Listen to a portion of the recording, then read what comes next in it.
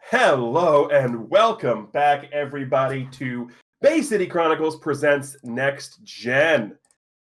We're back after a week hiatus for stuff and things and stuff, aka the Super Bowl. But we are back now, and I have got the original three amigos and myself here. We have got Accidentally Awake, OPT Lawyer, Accidentally on Camera, Chameleon Ice. That is more of a true statement than you know, sir. Accidentally in snow, Norestra, and based on the discussion we had earlier, I'm accidentally in summer because I'm the one who lives in Maine and I have the warmest current temperature. I am your GM. He does. I am TGE. How is everything going tonight, everybody? Happy Singles Awareness Day to the three of us here who are not taken, and happy Valentine's Day to the one who is. I'll let you figure out which one is and isn't. I am having a happy Singles Appreciation Day. I got Palentine's Day. Palentine's Day.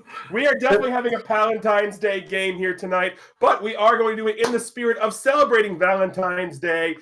So this is going to be Bay City Chronicles Presents Next Gen issue 30. We've hit 30, everybody, and this is issue 30. This is Cape Actually. That probably means something more than I have any idea. It's a play on the movie Love Actually. Yeah, I have no idea. Don't worry. It's a fantastic movie. You need to watch it. You should. Uh-huh. It's got Liam Neeson in it. It is 12 interconnected stories all revolving around the theme of love. It is fantastic.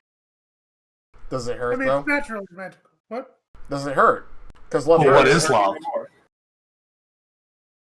Yes, Love Actually has Liam Neeson in it. Anyway, I suppose we should get a summary of what happened last time, because we're kind of going to be picking up into a couple of things real quick when we get going. Last time, y'all went to virtual D&D land! We did! Yeah, we did! You did go to virtual D&D land, where you guys all sort of took on personas of D&D characters and traditional D&D style characters that sort of reflected your personality in the real world. Gigi was a wizard, Drake was a ranger, Alex was a soulless revenant, and Hunter was a barbarian. Rage! Or was he Dave the Barbarian? No, he was not Dave the Barbarian. He wasn't even Conan the Barbarian.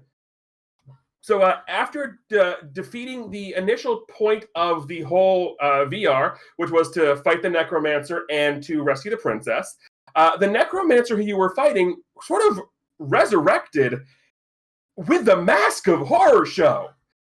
Sad part is, y'all disarmed the Mask of Horror show, and now Drake has possession of it. That's something we'll get to later. Indeed. Mm-hmm. In all this, you guys discovered a little bit about yourself, and you finally convinced Alex to at least go home and to talk to his mom. Yeah. And as you were leaving, we zoomed in and discovered that the VR place you went to was a property of Dreamweaver Industries. That's not important. Oh, No.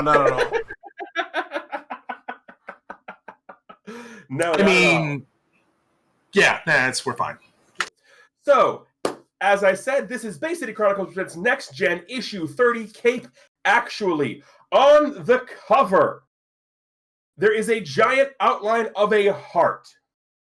And inside the heart is a game show stage, set up similar to the Newlywed Game, where in one of the sections you have Gianna and Rebound, not Hunter, but Rebound in full costume.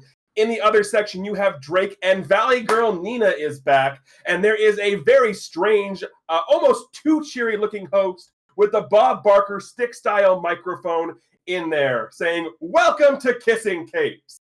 And on the bottom right-hand corner of the cover is the symbol of the small dragon chasing its tail, symbolizing this is a part of the Chasing the Dragon event. We open the comic, and it's not where you would think we would open. We are not opening the comic with the Casing Capes. We're not even opening the comic with Alex in talking to his mom. No, we're opening the comic in a hotel room. A very nicely designed, sweet hotel room, but still a hotel room nonetheless. It's a 2-floor suite. Mm-hmm. So, And what we have here is Charlie. So, Charlie, you have something here. And for those of you who've never played Master, never seen this, Mats does have a mechanic they call a love letter, which is thematically appropriate for Valentine's Day, but that's where the theming ends. Okay?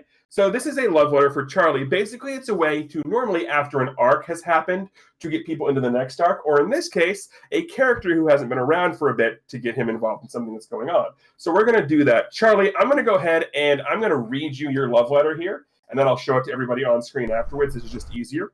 Okay. So, dear Charlie, it's been quite the ride since you arrived here in the future, hasn't it? I mean, you discovered that you grew into a monster. You helped save your new friend's friend from his own mind, and you even learned how to use a damn cell phone. But with all of that, you know deep down that the thing that you killed wasn't really your future self, right? I mean, killing yourself in the future would create some sort of paradox, wouldn't it? Paradox or not, you know that future you has to be out there. So in between bringing a crash pad for Alex and finding workarounds to continue to use your future self's money, you began to look into what could have happened to you, or him. So you started to look into what could have possibly happened. Roll plus Savior!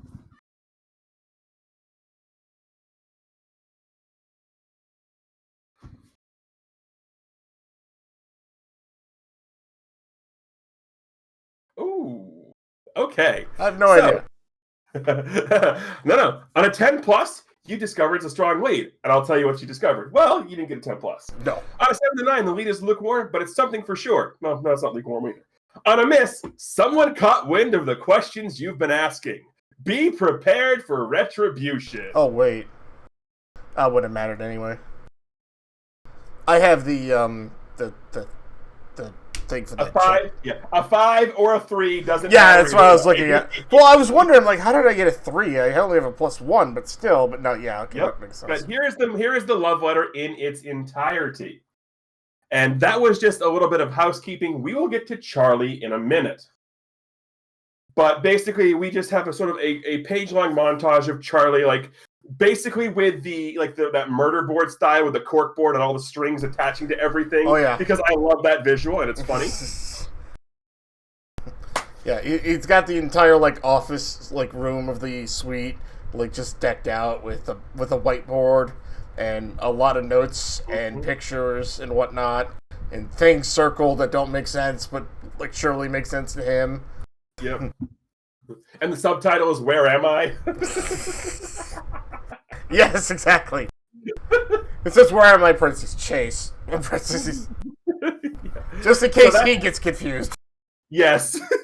So that happens. We turn the page, and now we are in the all too familiar living room. No. Oh, you're not? No. This No. has to start directly after the last issue. Oh, okay. So in that case, Hunter and Alex are walking back to that same direction. Yeah. Because Hunter wanted to make sure Alex got home. Yeah. So they get to the Stanton residence, and Alex, like, there's that sidewalk between door and the normal sidewalk, the road sidewalk, whatnot. So there's like a little walkway there, and he gets about halfway, and he just stops between there and the door. He's just sitting there staring at it. Hunter, who, again, was making sure you walked inside, looks, I'll ring the doorbell if I have to. He just kind of, like, puts his hand on, like, Hunter's shoulder, just like, just give me a minute, would you? Hunter stands there, and for anyone who remembers the old Sonic the Hedgehog cartoon with the foot tap, I'm waiting. Hunter is doing that because he's still jacked up on the ridiculously comically oversized bucket of Fun Dip. Right. Wow. Alex kind of sighs and looks at Hunter and says, "Look, if you want to make sure I go in, just wait by the curb or something. Just give me time." What is time going to accomplish? It's going to accomplish me knowing what to say when I walk in there. I wasn't ready for this. Give me a second. Or longer than that. Give me a few. I got Hunter's sheet.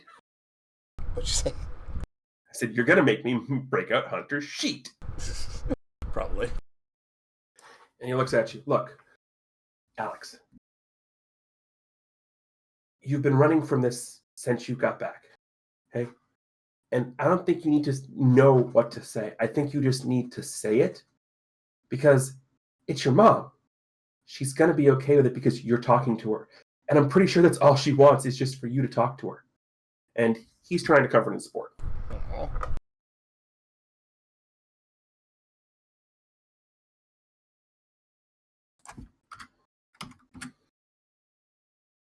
Oh, thank Yeah, he nails it.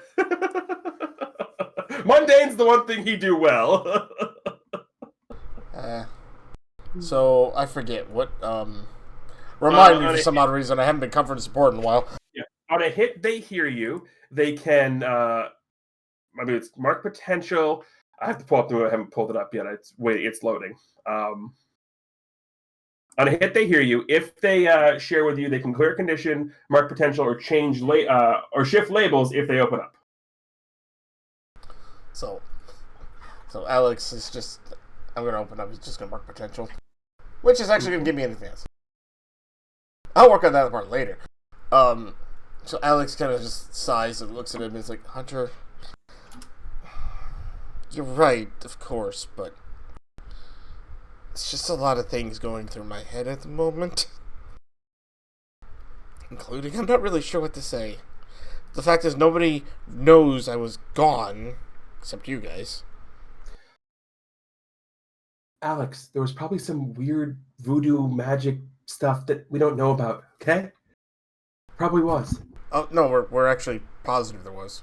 Okay, then you can't blame anybody for that. I'm not blaming anybody for that. Okay. I think. Then, you know, Am I not? then, Wait. Then you're blaming everybody for that. I think I am. Yeah. So just stop worrying about what happened because that was out of your control, and just go home. Was it really though? Yeah. Like I'm the one that got like completely smothered by that thing in the first place. It's because I wasn't careful enough. Or maybe what it did was it went after you because it knew you wanted to save people so much that it could use that against you. Same way it could use it against me. Don't blame yourself for that. If that's what someone's going to use against me is my want to save people, then let them. Because I'm never going to stop wanting to save people. So Alex kind of looks down at Hunter. How short would you say Hunter is to Alex? How tall is Alex? 16-year-old, I don't know, probably about 5'8" or so. Hunter is 5'3". Okay. So Alex kind of looks down at Hunter, looks back, looks down, he grabs his, like, he's got his hand on one shoulder, he puts his hand on Hunter's other shoulder, and then just, like, pulls him in and hugs him. I mean, it's Hunter, so you're getting a big, big hug. Right. Like, he just pulls him in. He lets go of Hunter, and he just starts walking towards the door. Slightly slowly, but he walks over, takes a sigh, unlocks the door, opens it, depending on whatever. And what time of the night is it? Because I know it's nighttime. It's probably, it was a 6:30 game, so probably like 8:30, something like that. So he kind of takes that deep breath and kind of walks inside. Hunter, big smile on his face, starts to walk home, then decides he's going to wait for a little bit and goes across the street and climbs up into a tree just to make sure you don't leave.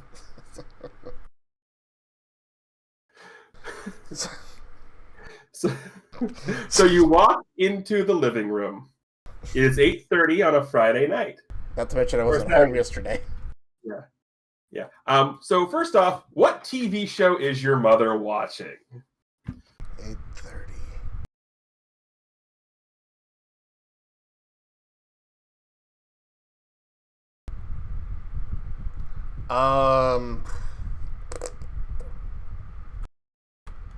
I don't know, probably some rerun of something. Cheers! Okay. Cheers, there you go.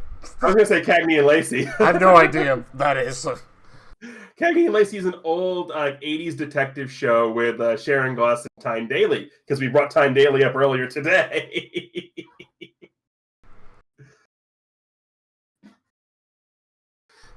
But yeah, so it's on whatever. So it's on whatever show that is, and as soon as you walk through the door, you just hear this, Alex. So Alex has his backpack, and he's already kind of half taking it off. And the moment he hears his mother's voice, his eyes dart around the room. She's sitting in her chair. Oh, right. So he kind of drops the backpack, and he looks over at his mother, and he looks like...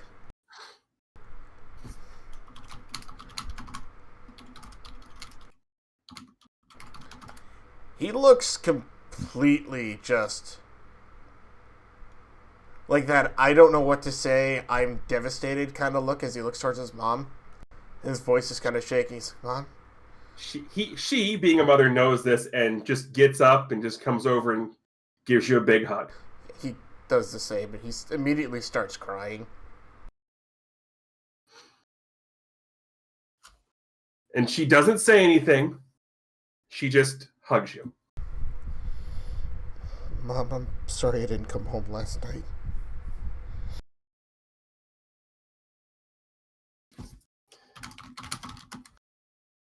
It's okay. I'm not 100% sure it is, actually. What do you say that for? Sit down. We need to have a talk. She has that look. So she pulls you back, and you have that look of, the worried mom look. Oh, and he's got this look of, like, I'm, one, completely ashamed, and two, I don't want to tell you this, but I have to. Yeah, but everybody knows the worried mom look I'm talking about. Oh, yeah, absolutely. Yeah. Okay. And she goes and she doesn't sit in her chair. She goes and sits on the couch. So she can be sitting next to you. Yeah, that's where Alex goes to. I should probably start from the beginning. Mom, after Dad passed away, I don't know if you noticed or not, but I've gotten to be a lot faster and stronger, and can also absorb electricity. Players note that's his ability we've never actually used. No, we used it once. We did, and like the first issue or second issue. You were too busy casting Punch. Yeah. I never had a good chance to use this thing, and I don't care. I just hit things. Yep. Plus, my freak's at -2. Yeah, and he's like, and I don't mean like stronger, like normal. I mean stronger, like more stronger than a human should probably be. I know. You do? Of course I know. Of course you do. So, one day, because I like to get on the computer and whatnot, I was getting into some things I probably shouldn't have been looking into. And He has that no really look? Yeah, right. I hacked into... But do I know I hacked into the Crescent Moon Company or no? You just know it was the symbol. Which Okay, you've seen the symbol again when you were in the Brimstone house. Right. Mm-hmm. So I hacked into this security weapons company, and I was just looking around, and I found something that I not only stole from them, I deleted from their server. It was a prototype for something that I think you really need to see. She smiles and looks at you and goes, I think I've seen it plenty. Oh, yeah, I don't know. Felt the news. Well, if you're talking about Gigi ripping a hole in the in the time and space or something. I'm talking about you. In that god-awful red spandex. It's not God. I'm sorry, but every time I see my son on the news in red spandex, it's awful! Do you have to be so form-fitting? Speaking of which. So, and with that, Alex just takes out his morpher and just activates it in front of her. Like, just boom.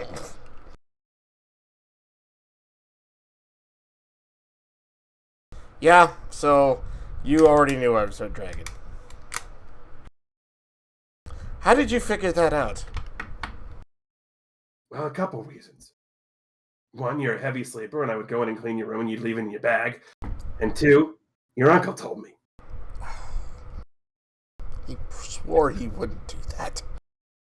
Yeah? Well, after he got kidnapped by that freak guy, he kind of figured it was a good idea to tell me. Yeah. I really don't know what that was about. Some desperate kid for attention? You know, maybe what you should do is instead of punching him in the face every time you see him, maybe you should try and be a friend. But his face is so punchable. That doesn't mean you should punch it. Why not? Hey, punch it after you become a friend. Tell him it's a love punch or something.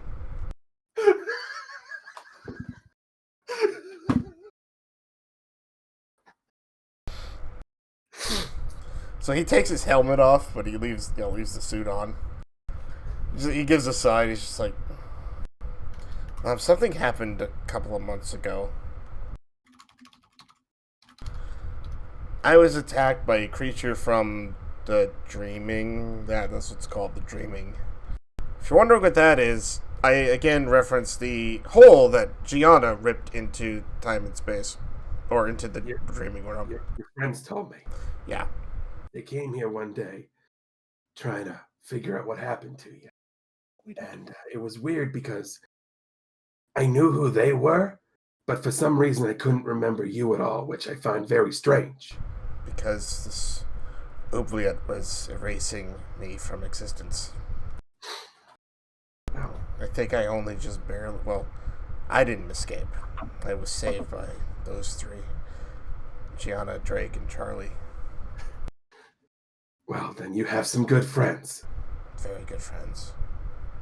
And don't push them away. Don't lose them. I think I almost did that.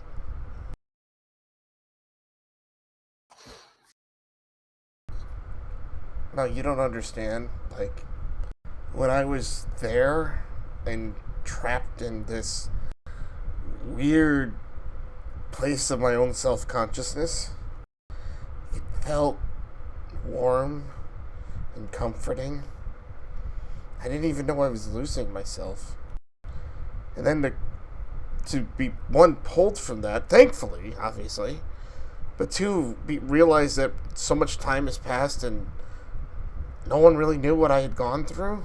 And it's not their fault, but I just felt detached from everything. That explains why you've been acting funky the past couple of weeks. Yeah. And that would also explain why your school psychologist has been calling me, telling you you're missing class. Yeah, she's really good. And her bunny is amazingly cute. You really need to go see it sometime. Oh, you're talking about Mr. Hopskin. Yes, how do you know him, Joe? She called me one time when she was feeding the rabbit. A carrot's crunchy. Fair. So, of course, you hear hunk, hunk, hunk, hunk, hunk. You're going to ask what's making the hunk, hunk, hunk, hunk, hunk sound. That's a very good point. And then she sent me a picture.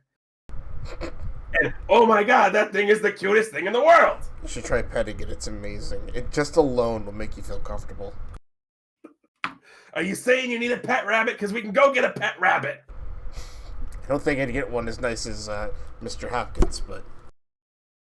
No, but, I mean, pet rabbit, maybe a guinea pig. Heck, maybe your friend can let you borrow that adorable... You cut out there, but I'm assuming you meant such... Maybe your friend can let you borrow that adorable little thing in her poof. He helped me make cookies when they were here that one time. Oh my God, he's adorable.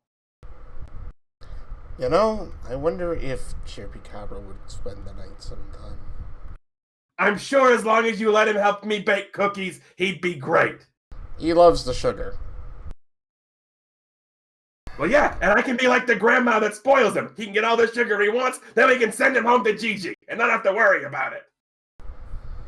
So, after all this, he kind of sighs and just kind of like, kind of lays over towards his mother a bit and just like, he's still in the suit again without his helmet on. He just kind of sighs. He's like, I don't know what I was doing.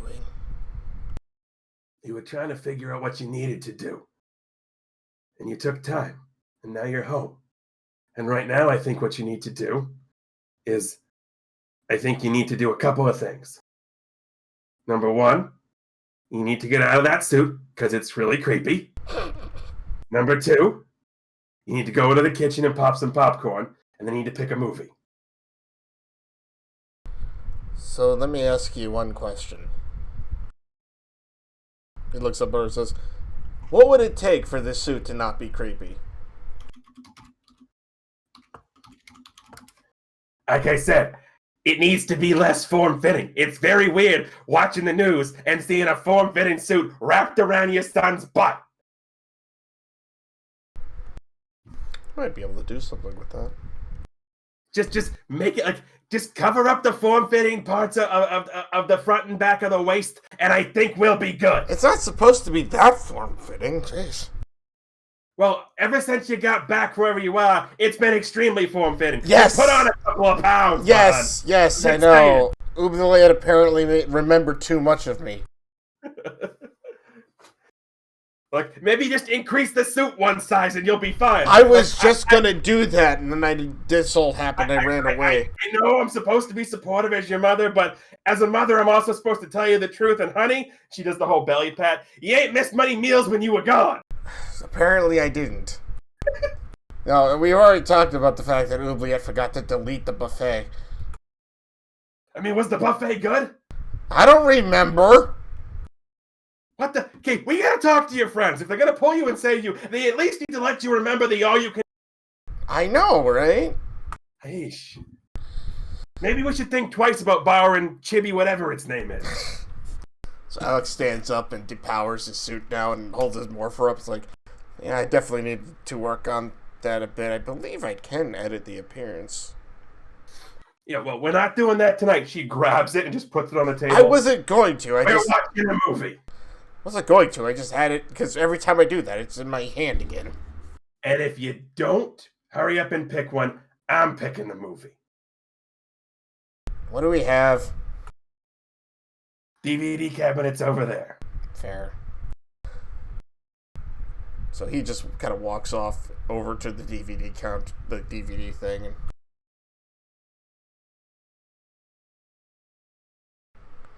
then he grabs one and he goes into the kitchen to make popcorn.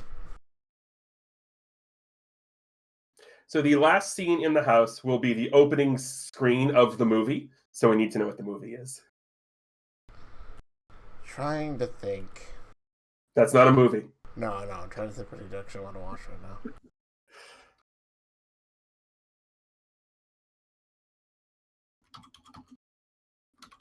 The Usual Suspects. Seems like a good one to kind of relax to.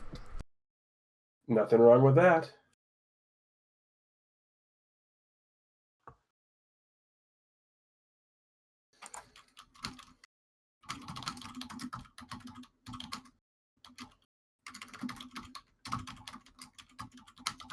Okay, we will turn the page. I hope you all... I'm pretty sure that wasn't what anyone was expecting there. That was fantastic. Also, popcorn, anyone? I should go make some. Yeah, so we turn the page, and then we get the whole, the comic book panel that's on the paper headline. And it's a week or so later from that happened. Everything's been sort of back to normal-ish at school, or as normal-ish as it can be. School had a goose attack it. How normal can it be? Right. So over the past week in town, because it's been coming up to Valentine's Day, there has been a poll over on a couple like this, the superhero blogs and all of that, about Bay City's best superhero couple, or cutest superhero couple. And this poll has been going around the entire week. And it's been a pretty rough week, at least for a couple of people who have been in school, because Drake and Nina are on there, as are Gigi and Rebound. And they're the ones who have been getting the most votes. How do they even know that we're together? They never said it wasn't cutest couple you know was together. It was cutest couple. Oh, they shipped us. Or Hunter might have done it. You're not sure. Hunter, You're not did you sure. write us in? No, I wrote in them. He points to Drake and Nina. Hmm.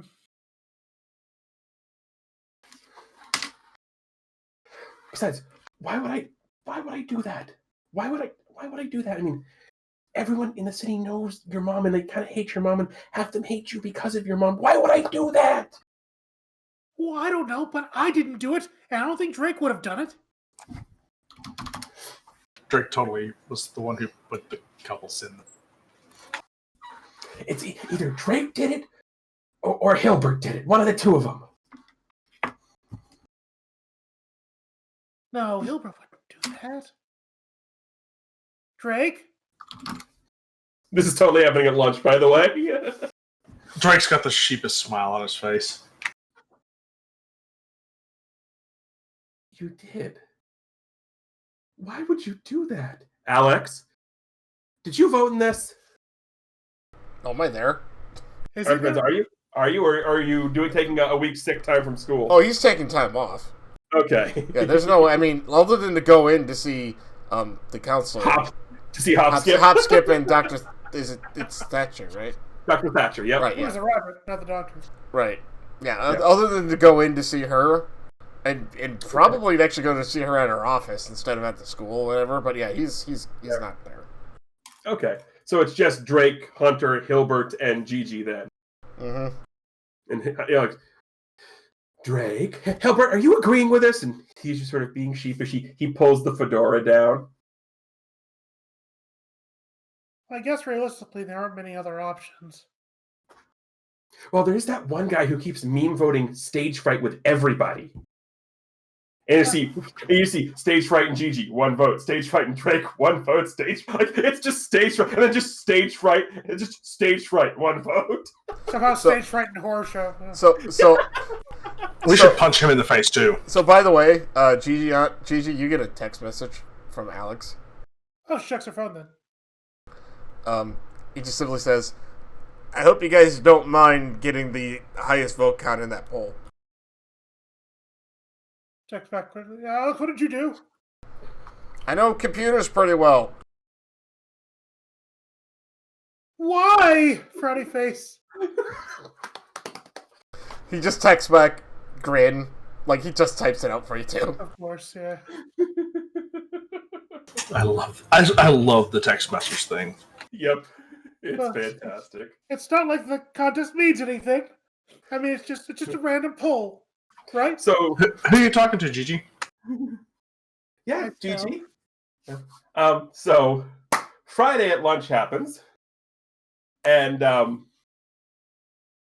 some guy comes in, and he's talking to someone, and they point to your table, and this really well-dressed, skeezy-looking producer guy comes in and slides in right next to you guys.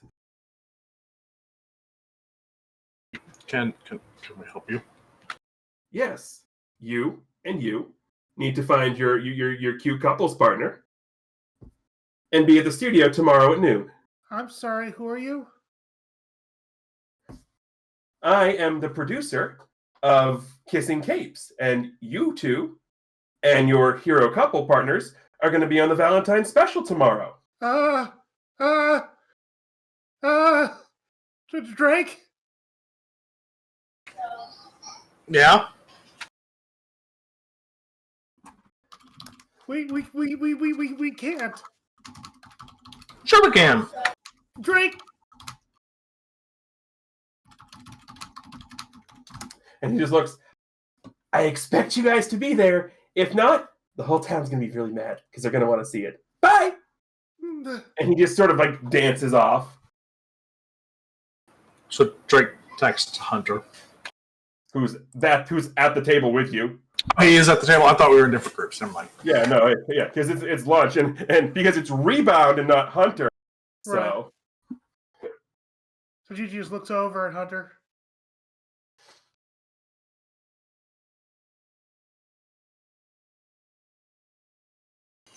We're gonna have to. he looks, well, they think we're cute. I mean, I know I'm cute. You are. You are too. Thank you. But I being don't know on why. TV, I don't know why they think Drake's cute.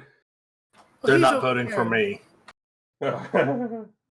Right? Those are the voting I, for the I, dragon? I'm going to assume at that point Nina sits down in the group. Excuse me. Hi, Nina. Hello, Gianna. I'm not here to talk to you though, but congratulations. At least there'll be somebody else cute and adorable there. But excuse me, we need to have a talk, mister. What did I do?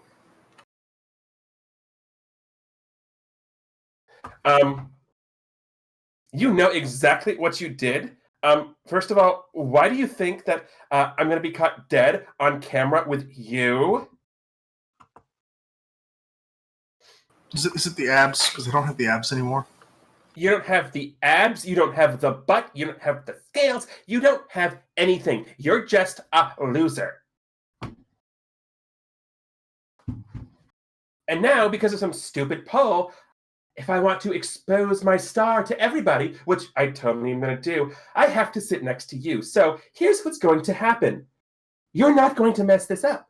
Because if you do, whatever's been chasing you and the goose will be the least of your worries. Are we clear? Yes, ma'am. Good. Good. And she looks at you, grabs your last chicken tender, eats it, and walks off.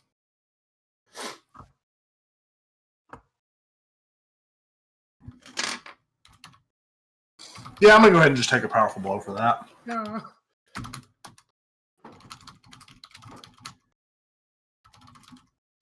Drake, she does like you, right?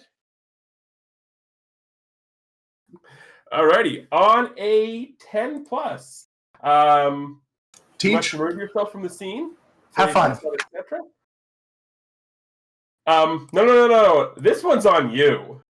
You have no powers, so you either lose control of yourself or you flee from the scene in some way, shape, or form.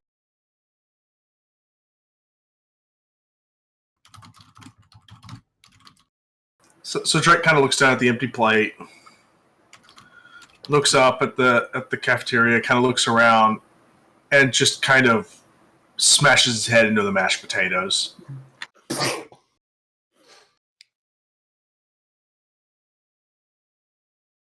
And Hunter just looks. He hates gravy. I don't think he's eating it. You might want to pull him up. The bubbles in the gravy stopped. No, it's okay. Oh no! Oh, yeah, look! There's a little air coming out of the potato. I think we're good. There it goes. Okay. Do we pull him out anyway? Yes, we need to. He needs to look. We don't want him drowning in gravy. That'd be terrible. I mean, it's the first time he's hit liquid since he lost his power. Oh my gosh, you're right, Drake! Your powers are working. Can I? I'm gonna have Hunter roll a comfort and support with that. No, I'm not actually, but. Oh, Gigi just trying to get Drake up, but when he doesn't, she kind of like pulls him up a little bit, like napkins off his face, then she like sets him down again. So Drake comes up, and you notice something's different. Ooh. He hasn't reclaimed his powers yet, but you start to see shimmers of his powers wane in and out. That's kind of exciting sounding.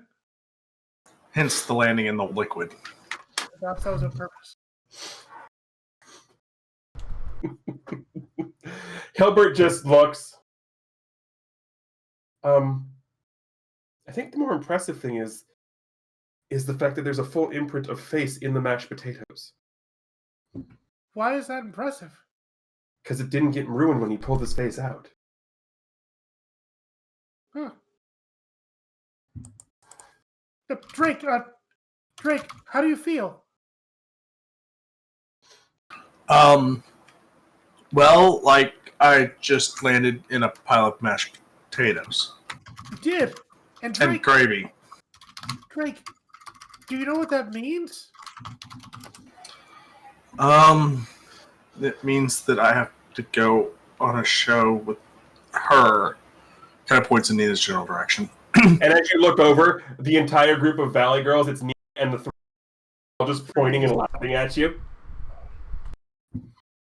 Are you sure she likes it? I think she just liked me for my dragon tail. What's a big tail?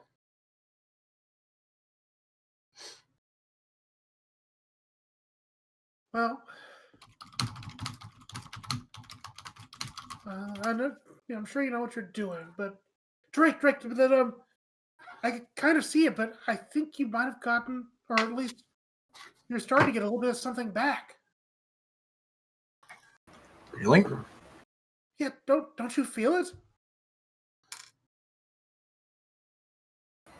I haven't felt anything since I lost my powers. I've just felt like a void. Like, and then Nina and this, like, is this really worth it? Should I just give up and go back on the street? No, this is absolutely worth it. She's okay, but she does like you a lot, and I like you a lot too, and this is all absolutely worth it. And I'm sure Nina's a really great person when you get to know her better. Hilbert just leans over. She's a bitch. Also, I did trigger when you talk about how you lost your powers in Okay. this instance. And we asked, do you still think Drake's a hero? And since you do, I can clear a condition, and you may shift my labels. Okay. And you don't get to know what's what. Well, she saw that little shimmer of dragon power, so she's gonna say, "Freak up one," and he almost drowned in mashed potatoes, so still danger down.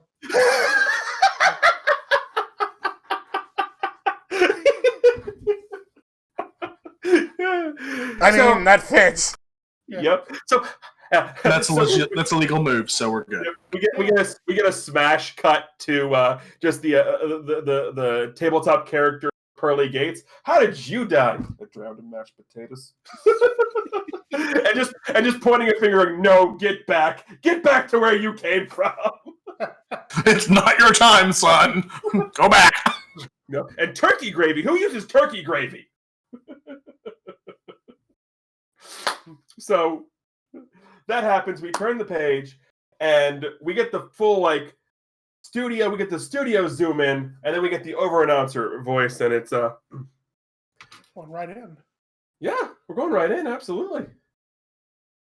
And you hear the welcome everybody to the game show that's been sweeping Bay City by storm. This is Kissing Capes, and now the star of Kissing Capes, your host, Nick Lovecaster.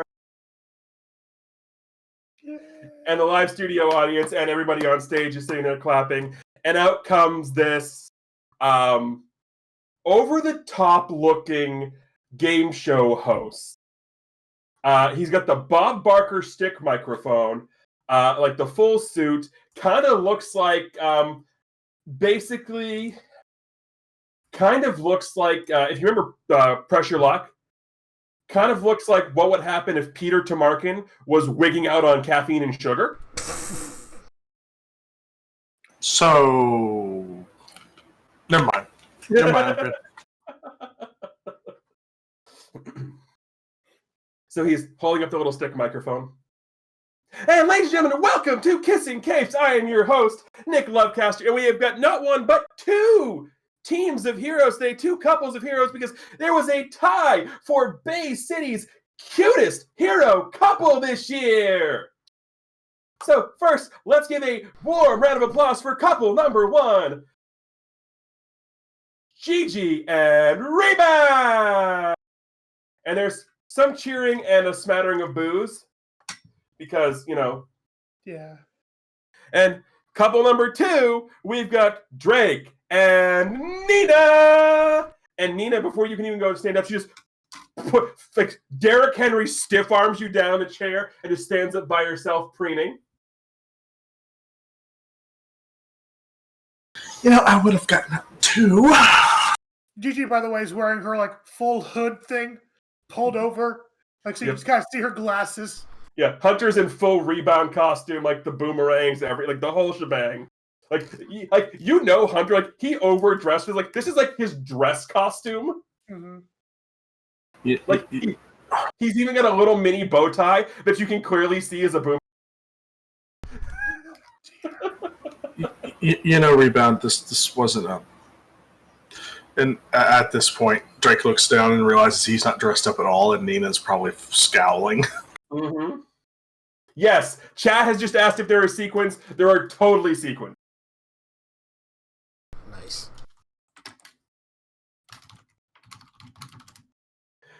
All right, so, ladies and gentlemen,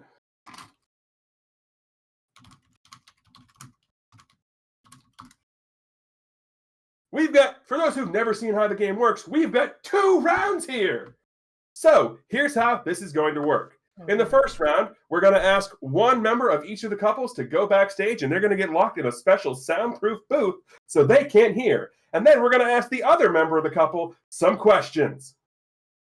Then we're going to get their answers. We're going to ask the other person to come back. We're going to ask them the same questions, and they're going to give us the answer they think their partner gave. So, for round 1, Nina, Rebound, if you would please go backstage, we're going to ask Gigi and Drake some questions. Oh, no. Oh, boy. Here we go.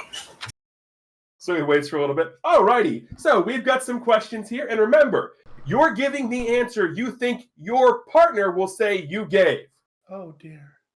Oh, goodness. All right. So, and here's what I'm going to need you guys to do. Okay?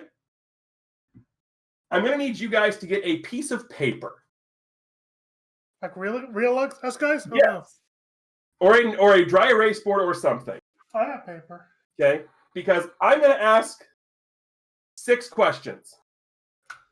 And I want you to write down your answers so we have them because, I don't want to be changing answers in the mid. Right. Okay?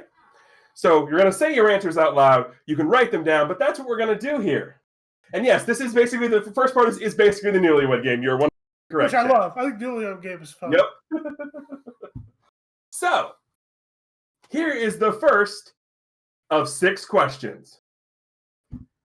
Dogs or cats? Okay.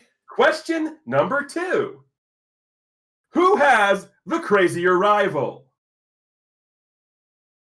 Between the couple, like Between the couple, which one of you 2 has the crazier rival? I don't even know his rival. Okay. You have met him actually before. I met his brother. No, you've met the rival. Remember when Drake fell into the manhole cover? You were fighting the guy outside Alex's house? I thought you meant the Hunter. Yeah, Rebound. Yeah, you've met him. Oh, okay. Rebound was going to tell the information about him. Anyway, question number 3. Which one of you has done the craziest stunt? Oh, that just makes sense. To be Hunter, he does stunts all the time. Number 4. If your personality was a color, what color would it be?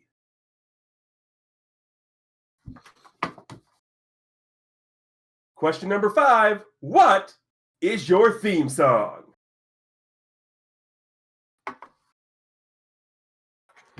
And question number 6. Whose parents are nicer?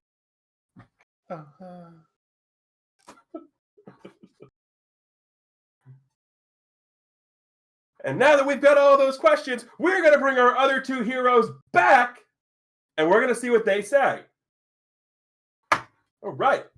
So, we will start with couple number 1, Gianna and Rebound, and then we'll move to couple number 2, Drake and Nina. So, Rebound, first question. Again, you need to tell us the answer you think that Gianna gave. Dogs or cats?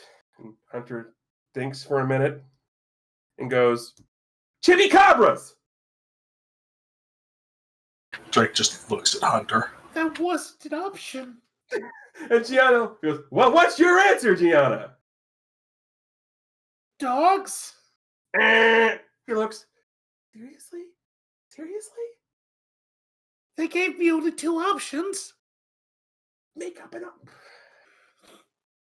All right. And Drake's looking at it. We got this now. So All right.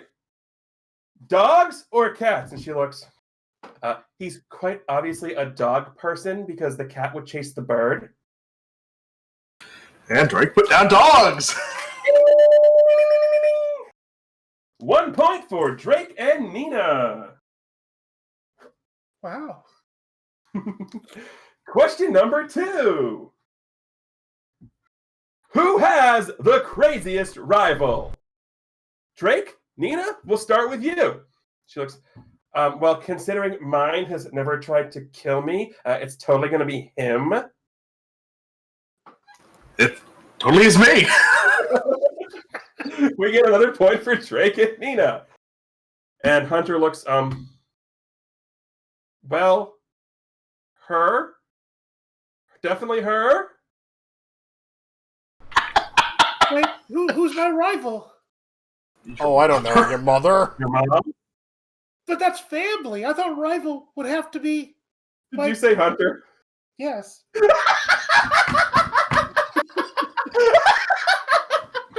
We get the You met him once. You met him once. He put dogs with faces against us. Yeah. And what else did your mother put up against us? Well, I didn't think of my mother as a rival. I thought of her as family. Your mother tried to kill your best friend. I know. All right. Question number 3. Who has done the craziest stunt? And Hunter thinks for a second. Well, I know she's not gonna like me mentioning this, but she kind of ripped a hole in the sky, so her. Hunter, you literally jump off of buildings.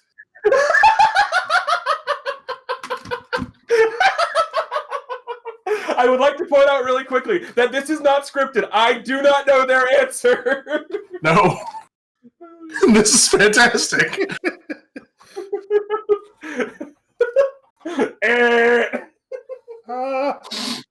All right, Drake and Nina. Who has done the craziest stunt? And she looks, well, clearly him because he's pretending to be a superhero.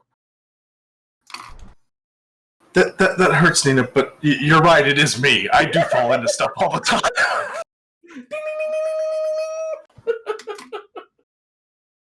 All right, question 4. If your personality was a color, what color would it be? And Nina looks, I mean, is wet blanket a color? If not, then totally gray. Ow. I said blue. Goes, oh, that was my second choice. And if your personality was a color, Hunter looks to us, well, considering no matter what's happened, Gianna's always been bubbly and happy, it would have to be purple, her favorite color. I thought it was supposed to be Hunter's color.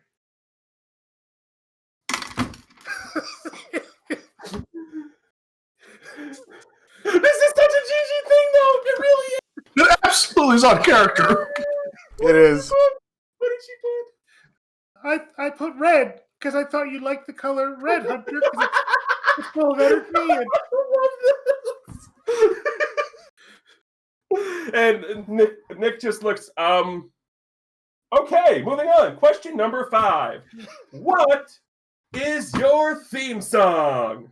Oh, no. And Hunter thinks for a minute. I did it again. And thinks for a minute.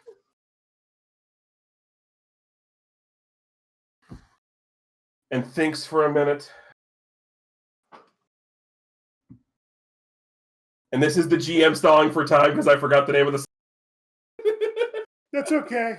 It's going to be wrong. This is going to be wrong anyway. Oh, gosh. I can't tell if you're in character or not, I'll be honest. The answer is yes. We're going to roll. Yeah, that's what I'm thinking. Oh, and Hunter, now realizing what Gianna has done, thinks for a minute. And I know this is going to be wrong, but Hunter in his head knows what his theme song is. And he's like, Well, considering I think she misread the rules, and my theme song is totally Learn to Fly by the Foo Fighters. You're right that I misunderstood the rules. But I'm not as good at music, so I put Quickman's theme song. He looks and smiles. I like it. I knew you would. I mean, it's wrong, but I like it. But I like it.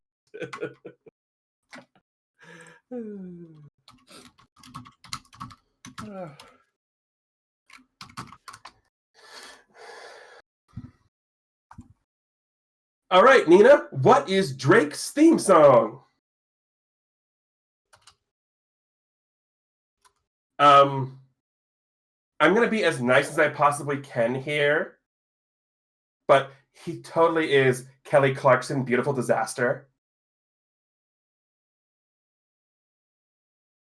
You know, that was my second choice.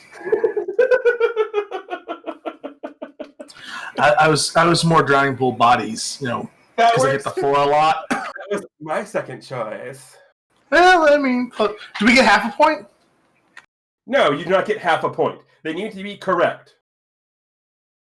And question number 6. Whose parents are nicer? Nina goes, well, this is clearly obvious. Mine, because his is a damn goose. I mean, my parents aren't... I actually don't know my parents, but yeah, hers. All right.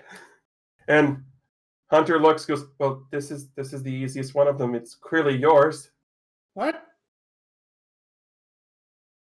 Yours? You asked who is the nicest? Yeah.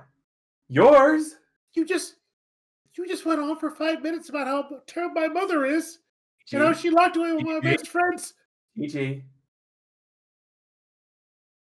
My parents are dead. That doesn't mean they're not nice. Your dad is nicer than my dead parents.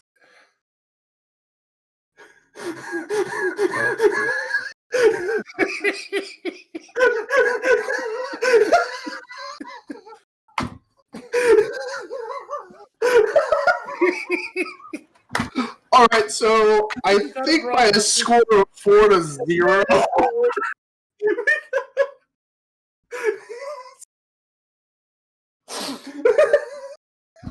Hunter, are we still dating? Yes. And then the camera goes back to Nick and he goes, oh, right, well, that did not go the way we expected. And Drake and Nina do have a commanding lead, but don't worry. The most fun part of this is coming up next. We have got the blind obstacle courses coming up. Where one member of the team is going to have to direct the other through the obstacle course. So this is going to be fantastic. But before we do that, we are going to send everyone now to a word from our sponsors. Thank goodness.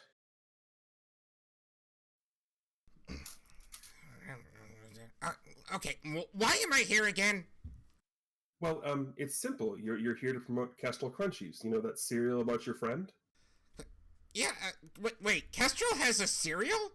Why does he get a cereal? I'm the guy who cooks everything around here. I should... Look, I'm just the director. I don't know why the squirrel has a cereal and the otter doesn't, but he does. And you're the best one I've been told to read the ad. So, are you going to read the ad, or am I going to have to go get the guy who burns the Sudoku books? I mean, I don't think he'd be able to... Okay, alright, fine. I'll do it. Alright, fine. Okay, but, I don't know, this... Is this a script? Really? Why am I telling people what they taste like? I mean, they can't really taste anything, right? Look, that's just how radio works, Lutra. I don't make the rules. Now, would you please just read the ad? Yeah, okay. I mean, I guess, yeah, the script really isn't how I talk, though. Yeah, it says it'll give you a jolt of energy, but why would anybody need a jolt of energy? I mean, you know, trust me, I know bad things can happen if you get addicted to things like that. It's not really a great idea. Lutra. Yep. Phantasm? Lutra. Hey, What's up? Why are you here? Lutra, you're the one that everyone knows and recognizes. I mean, literally, you are the face of the entire Bay City area. They don't know this squirrel. You're just a spokesperson, to help him out. You're a nice guy. So I know that you don't mind helping pals out. Besides, imagine if this takes off, you may get a spokes otter job for Swedish fish and fresh halibut. Imagine all the Swedish fish you could want. Oh my Just follow the goodness. script and get through it. Oh my goodness, that sounds like a great. All right, yeah, absolutely. Okay, gotcha. Yes, sir. Absolutely. All right. Kestrel Crunchies, the super speedy way to start your day. A burst of flavor in every bite. Also, a free acorn in every box. Wait, why would anybody want an acorn? Lutra! Oh, sorry. Kestrel Crunchies, get your morning started like a superhero. And cut. That's the take. I'm done. We'll fix it in editing. Kestrel Crunchies, the official cereal of the Bay City Chronicles.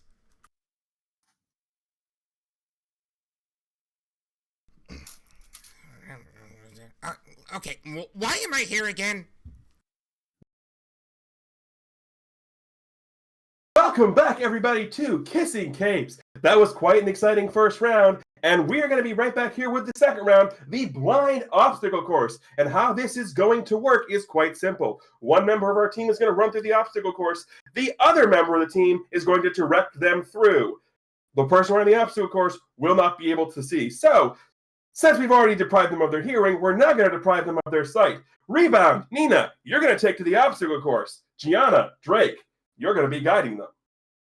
Oh god. And then we turn the comic page, and we're no longer at Kissing Capes.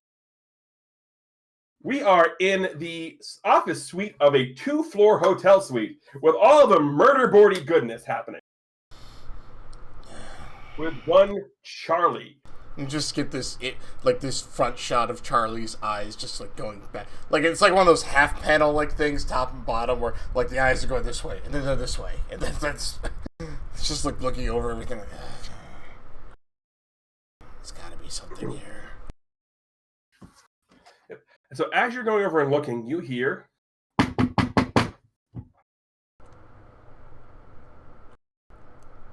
So he doesn't answer right away.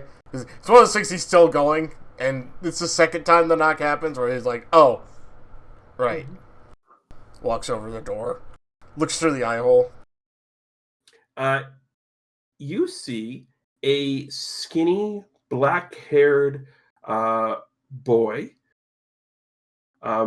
standing there. He's in sort of like decent-looking emo clothing, but it kind of looks disheveled-ish.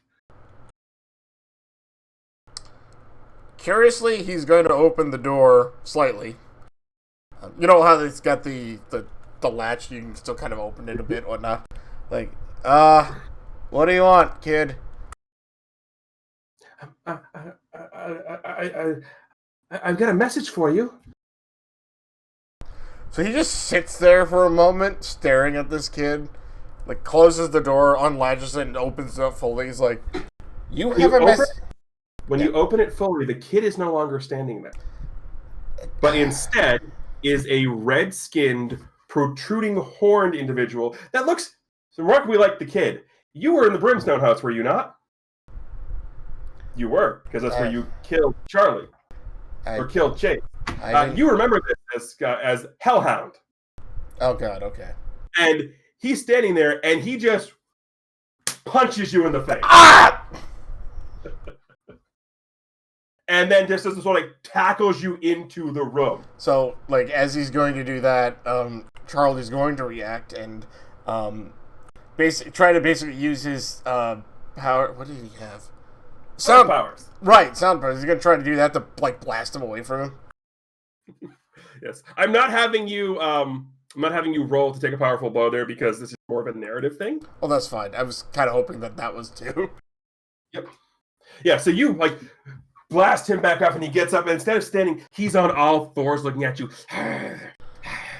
And this hellfire starts to halo around his horn. Oh boy. You need to stop. You're asking questions you shouldn't need to be asking. keep going down this road, and this will be the least of your worries. And he just throws this ball of hellfire at you, and in the smokes, doesn't scamper out the door, goes and crashes through a window and scampers out that way. Crap. Sure, this is gonna be hell on that. Okay, so Charlie stands out, looks through the broken window, and he gets this kind of small smirk on his face. He's like, "I'm getting closer."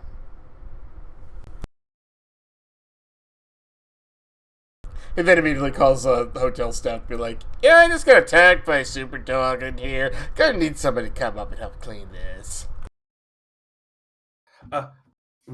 Super dog, what do you? Oh my god! Ah! Yeah, that one. Yep. Where you could tell they went on the cams. Right. Sorry for headphone user. Right. Yeah.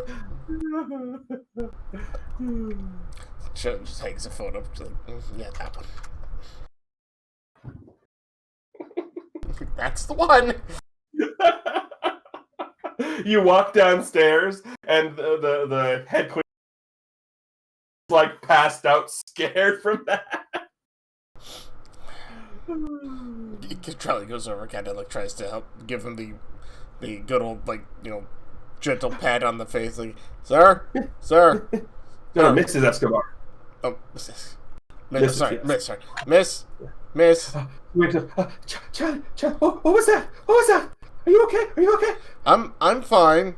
That was well, I mean, I'm a little probably gonna put a new suit on. But I'm fine. Are you okay? Yeah, I'm gonna be good. Are you sure that thing's not gonna come back? I don't know. Kind of hoping not. I might be able to go take care of it before he ever comes back again. We'll take care of him. You go make sure that thing never comes back here. I'll try. Thanks. I'll leave a tip for you and the cleaning crew and everyone else. Thanks. She sort of tips her. Now, Mrs. Escobar, she's basically half the staff calls her abuela because she's just like this 60-year-old Spanish woman who's constantly bringing in soups and cookies and all that. She's everyone's grandma there at the hotel. What was the name again? Mrs. Escobar. What would Charlie call her? Escobar. Yeah, right, Mrs. it would be Escobar. Mrs. Right. Mrs. Or abuela, which is no. He would call her Mrs. Escobar. Yep. It's either all the staff call her abuela. right. He goes, but as he's going to leave, he goes, "Oh, Miss Escobar, as I said, just mark $100 on my account for the trouble, and just go ahead." We'll do. Thanks. She picks up a phone and just starts speaking 100 miles an hour in Spanish. Right. So Charlie's going to let's see. I think he's gonna go ahead and just walk outside and see if he can't figure out where that dog went to. Well, I'll give you for free. It probably went back to the Brimstone house. Right. How far away is that from Bay City? It's on the outskirts of town, up in the mountain. It's the giant, abandoned, creepy mansion. Right. Charlie gives a sigh. Looks up towards he looks up towards towards that mountain kind of area. Sighs I guess I should go back there, maybe. He thinks about it for a moment. He takes out his phone and he texts Gianna, Drake, and Alex at the same time. He's like, "What are you guys doing right now?" Obviously, you get no response Right, from Gianna yeah, and right. Drake. I was thinking that would be a great thing. Yeah. Nothing, and nothing, because Alex isn't texting him back either. He's a little indisposed at the moment. So, it's he waits. So, he texted again because he's not sure he did it right the first time. And after that, he gives a sigh. He's like, okay.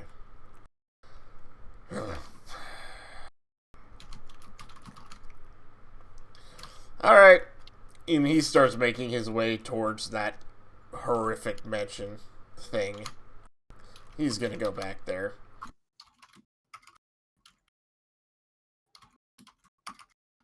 Okay. I don't know if a taxi would just drive him there or not, but Taxi, no. Uber, yes. Perfect. Question. With the using of the smartphone, does Charlie now know how to summon an Uber? Yes. Okay. Yeah, Alex taught him all about apps and everything. Okay. Mm-hmm. Yes. Apps, sliders, and things like that. Oh, you mean the apps in the phone? Right, yeah. Yes, they had apps while discussing apps. Yes, exactly. Because what happened is Alex said, "Do you have any apps?" And then Charlie ordered some, and they came, and Alex just did that head thing, like, it's not the apps I was talking about. But thank you. I meant applications, not Right. appetizers. Exactly. Yeah. Yeah, So he's gonna Uber his way up there. do me a favor and just roll me a flat D20 luck die here. Luck. Okay. Mm-hmm.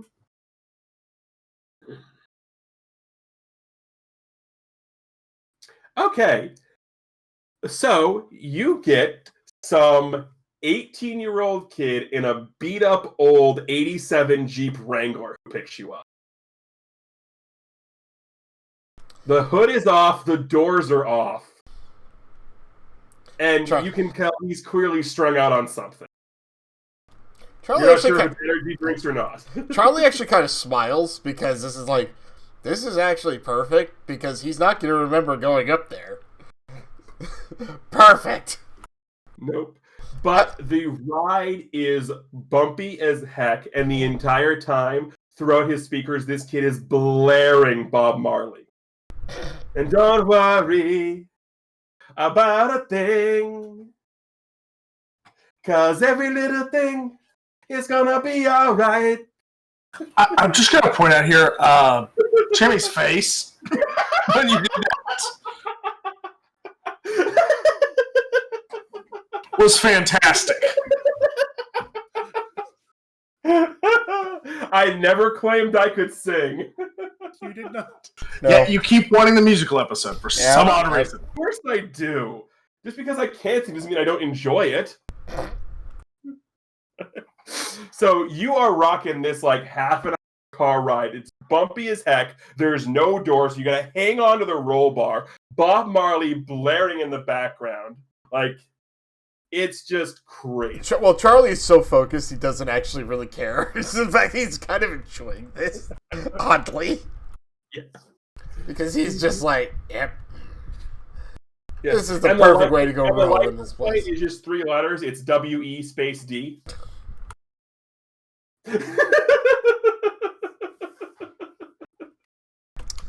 What, they wouldn't let you put the other E on the plate?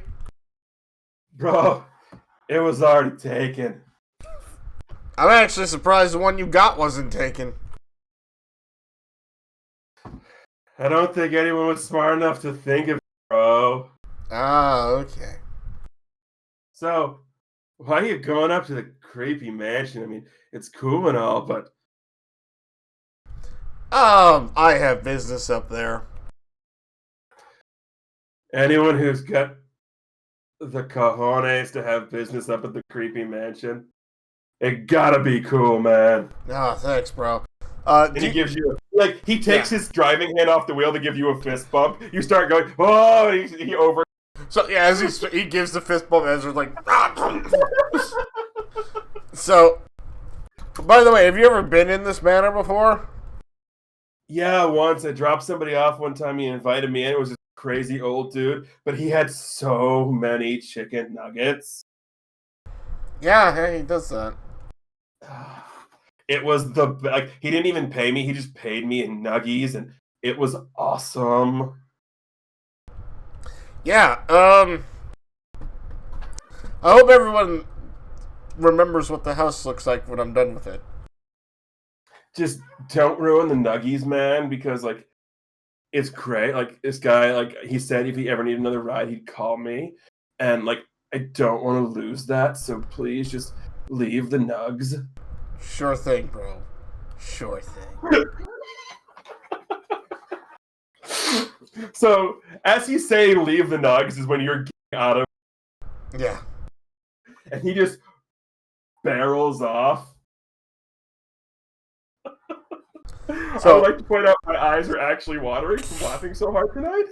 So, Charlie gives that like look at as the insanely hilarious guy drives off, and then that slow turn towards the manor and the smile, like, oh yes.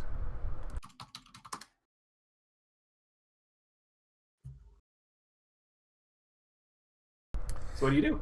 Oh, he walks towards the manor. He's going right to the front door. Okay, you walk right to the front door. Debating knocking or just trying to open it. He's just going to try to open it. As you go to open it, the door swings open on its own. Don't ever let me make it a dramatic entrance, for crying out loud. Drake gets to do it all the time. I don't know. So he walks in. Drake, back on the set, your ears start to burn. Is it hot in here? No, seriously, is it hot in here? I Huh? can't tell. I'm burning up already.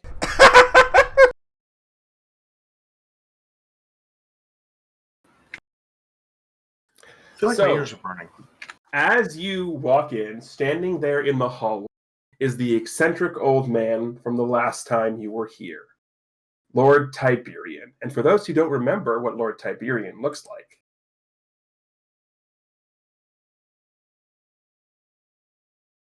So Charlie. Oh yeah, that's right. Charlie sees him and kind of folds his arms like, Mr. Tiberian, I haven't seen you since a hole got ripped open in the sky to the dreaming. yes, an unfortunate happening. A gross miscalculation on my compatriot's parts. To be fair, none of us really expected that. Yes, the little girl is quite powerful, isn't she? That's an understatement, yes. I take it because you're here, you got the message that was sent to you? Oh yeah! Yeah, I got that message alright. He looks By at the, you. by the way, you owe me about $300 in damages, just FYI. Damages? Why would I owe you money in damages? I don't know, I just kind of felt like saying that. I sent Hellhound to tell you to come here. Oh, he didn't tell me to come here, actually. He told me to stay away. Oh. He also decided to jump through the window and probably singe a little bit of the furniture, and, you know. He did he? Yeah. Fair enough.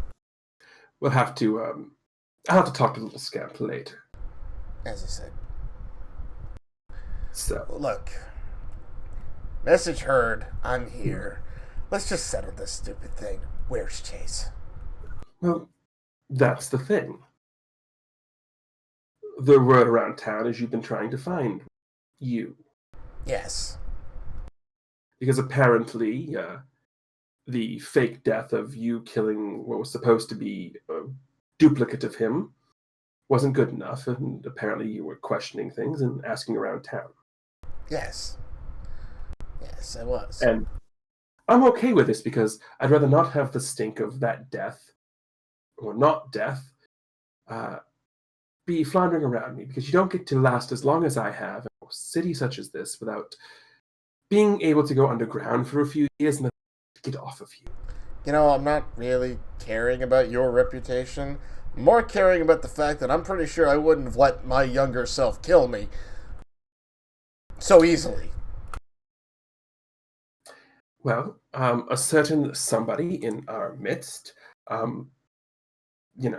decided that whatever experiments they were doing were much more important than everything else that was planned, and the Lady Luna has been reprimanded, Oh, as yes. has Dr. Twilight.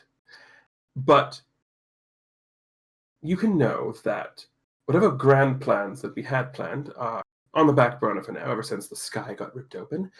And frankly, I'm feeling like we were set up a little bit, so I have every intention to help deal with that Jezebel that turned on me. So Charlie has like this tilt in his head, kind of this odd little smiles, like, wow, you guys really do turn against each other all the time, don't you? Oh, I'm not talking about my people, I'm talking about Minerva. Who?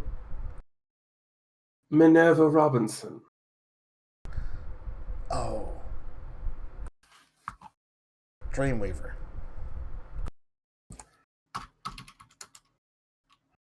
Yes. Yeah, she is something, all right. Oh.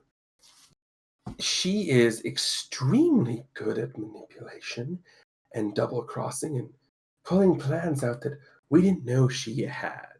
Apparently, the entire thing she wanted from our little fiasco on the roof was to empower her baby girl. Well, she accomplished that. And she also wanted to unlock the powers of another in the city. Apparently, she has more than one child. I don't know who the second one is, though. I'm sorry, what? Apparently, the ripping of a hole into the dreaming was her plan entirely all along, to fully power up her baby girl and to unlock the powers of her other child. Okay, can we stop at that point for a moment? You mean Gianna has a... I'm sorry, you mean Miss Robinson, Gianna Robertson, has a sibling someplace?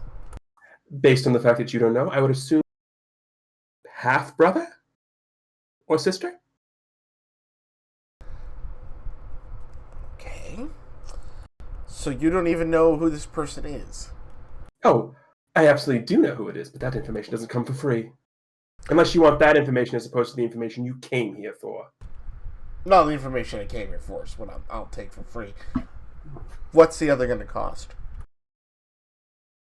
Ask yourself this. Seriously, ask yourself this. Do you really want to get into a deal with the devil?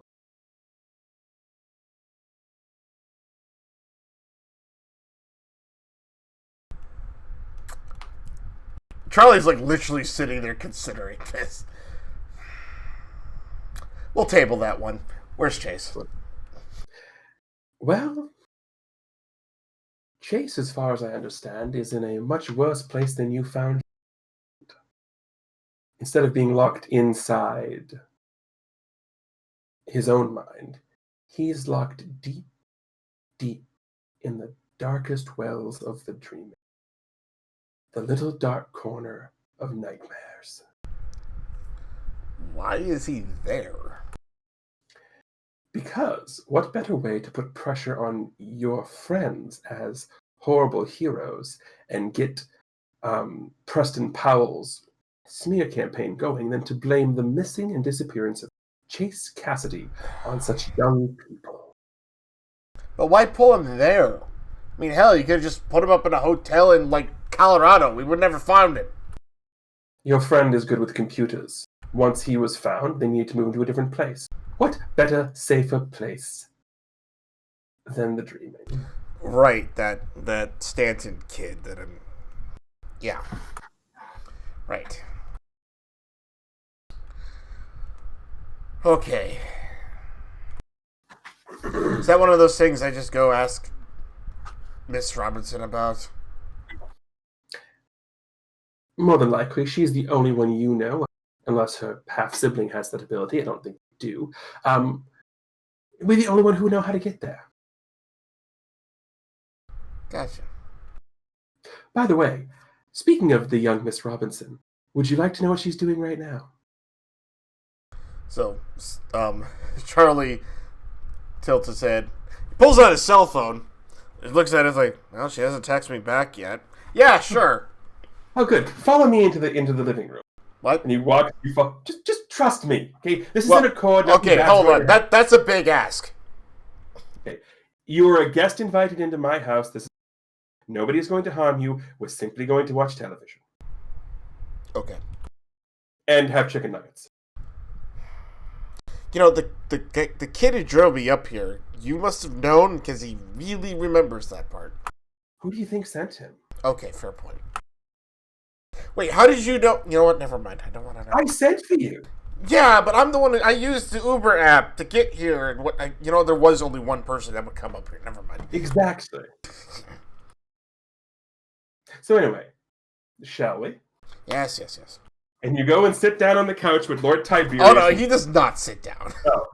Well, he goes and sits on the couch, turns on the TV, and welcome back to the obstacle course of Kissing Caves. I am your host, Nick Lovecaster, and this is going to be round 2. So before we get into that real quick, the last thing of Charlie you're going to see is he was staring at the TV and then looking at Tiberius why are they, you know what, I'll just watch.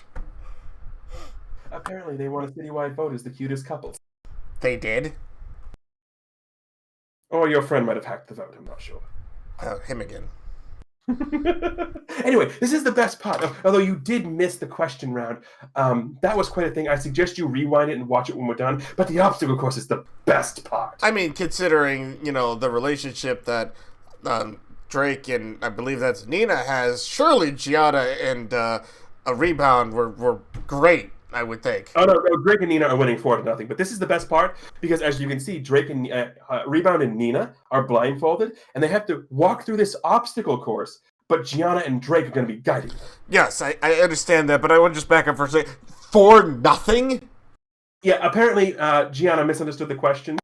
She was supposed to give the answers that her answers, and Hunter was supposed to give the answers she thought. Yeah.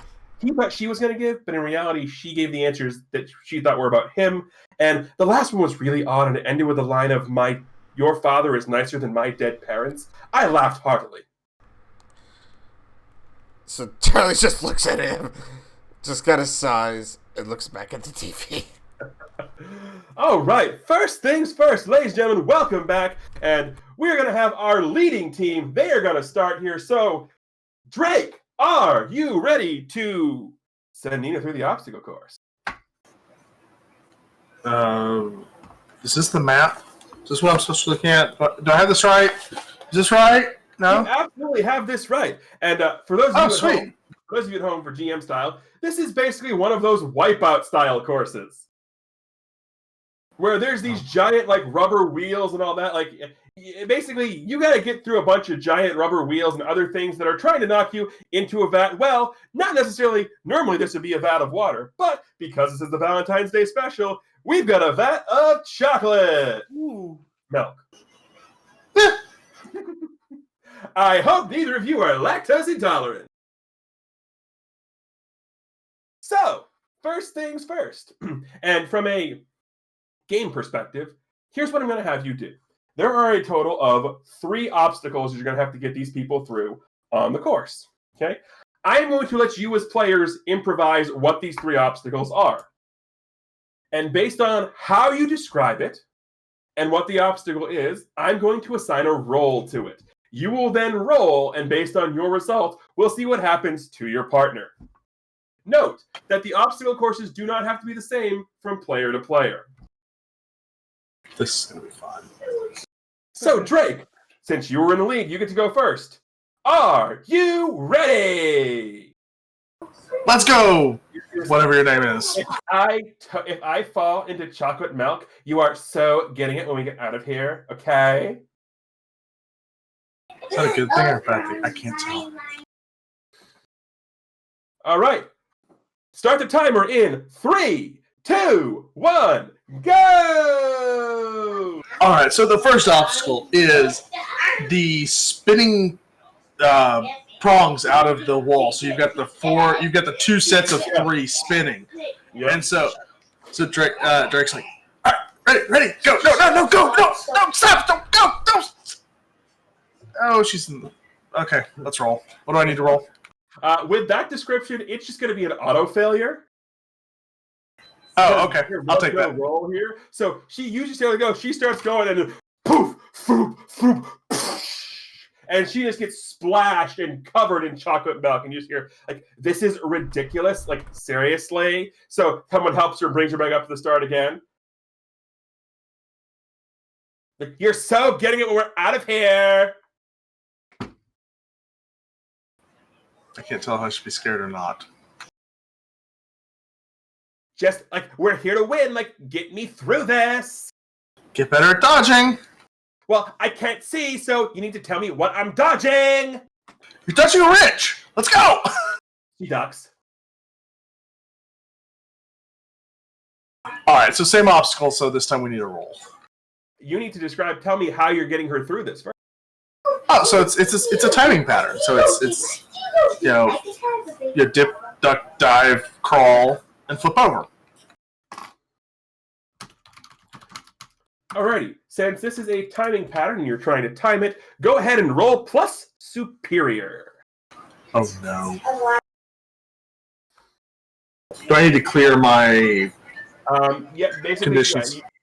the condition isn't going to apply for this. It's not one of the rolls, so you don't have to clear it. If the condition's marked, we'll just add 2 to the roll. Just let me know. So is guilty marked?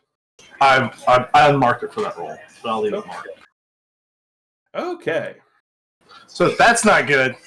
No, that is not good at all. So you think you've got the timing down, and Are we taking potential on these two or no? Yes, this is your roll. So you think you've got the timing down, and you do on the 2 little mixing blades. What you don't have the timing off is the giant, comically large boxing glove that comes out and punches her into the chocolate milk.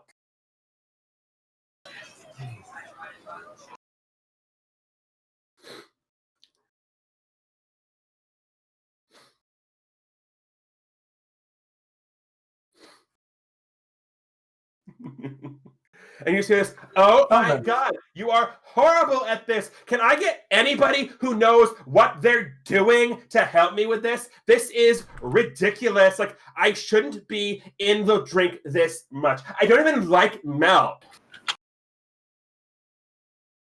Well, I just jump next time.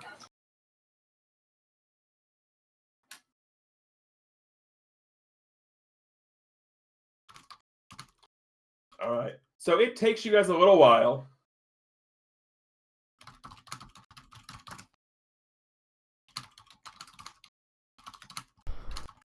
You get like this little box at the bottom of one of these panels. It's like a cutaway of Charlie and Tiberius, and Charlie's just like shaking his head like, this is just gonna take a long time, isn't it? So it takes you probably like a minute and a half to, but you finally get through the first obstacle. Now Well, obstacle 2. All right, so this is the spinning jump bar. So it's the big platform with the spinning jump bar. Yep. All right. So describe how you're going to get Nina there. All right, so Nina, on this one, it's a spinning jump bar. So I'm going to yell jump, and you're going to jump. And the bar's going to go under you. And then I'm going to yell duck, and you're going to duck under the next one. And you're going to continue moving to the right until you get to the platform. Okay. Roll savior.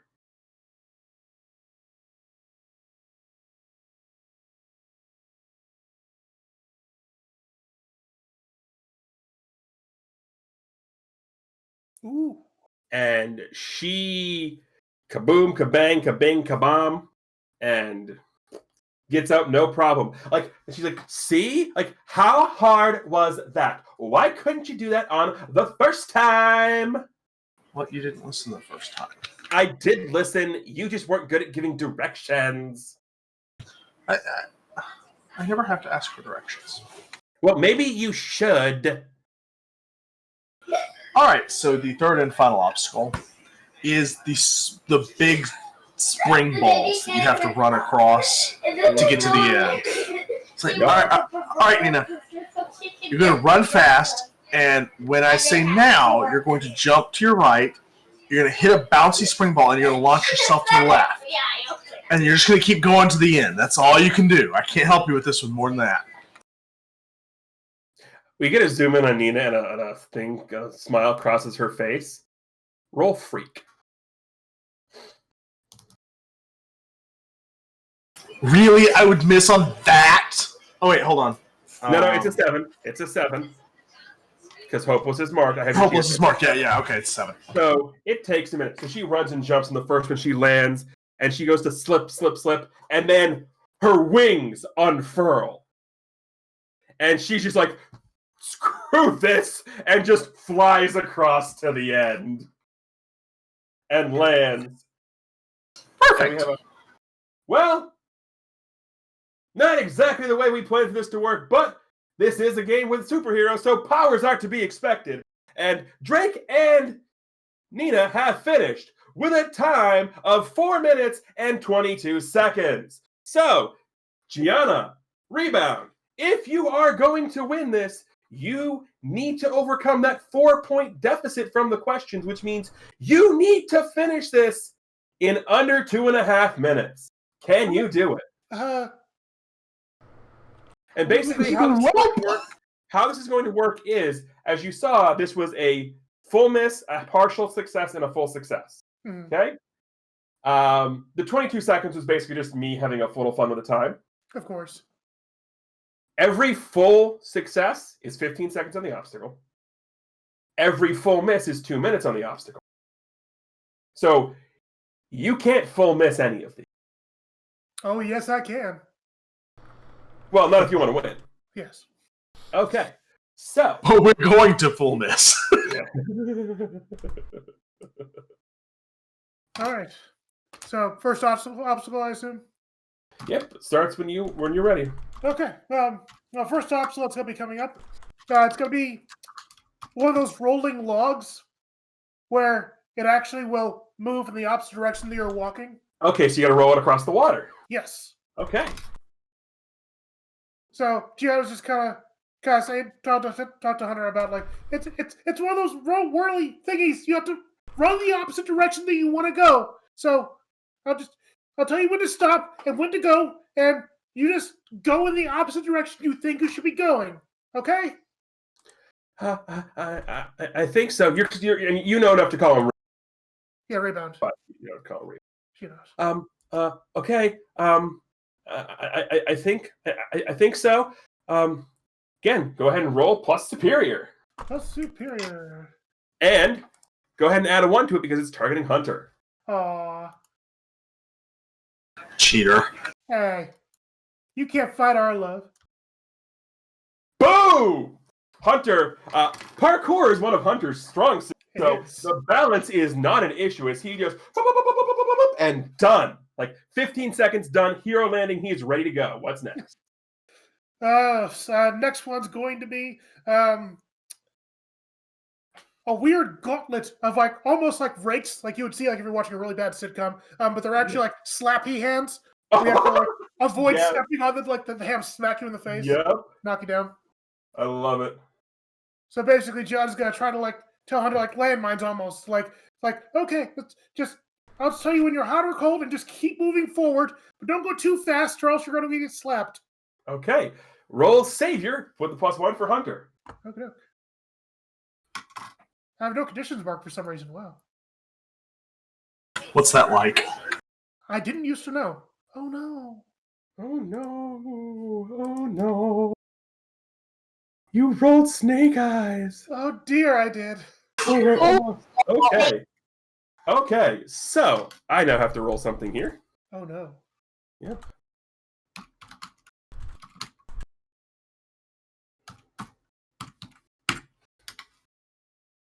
Okay. So you go and you start to tell him, and he goes to step and he stops. It's like he's going to step on something, but he stops for a second, takes a step back, and then like tiptoes around it a little bit. And it takes him a little time, but he does manage to make it through without falling in the chocolate milk.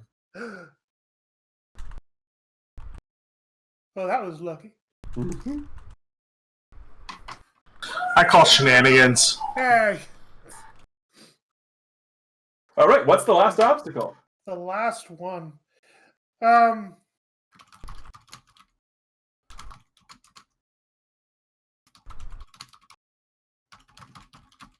I got a really weird idea, but sure, we'll go with it. The last one's going to be, saw this in a video game. You know, like how those, I love it. like in those skee balls you see sometimes at the arcade, Yes! and you're like sliding down a chute to try to get to the correct hole. Yeah. And if you're wrong, you miss and go down to the pit or whatever. Yes. So, Okay. Please miss, please miss, please miss, please miss. So it's gonna I be want a the timing miss. thing, basically. She's gonna like say, "Okay, Hunter, there's a small hole that you have to slip through when you're at the bottom of this slide." On I this know you can do big it." ball thing. Yes, Alrighty. This sounds mundane to me. probably yes. Okay, and then +1 for the Hunter. Yep.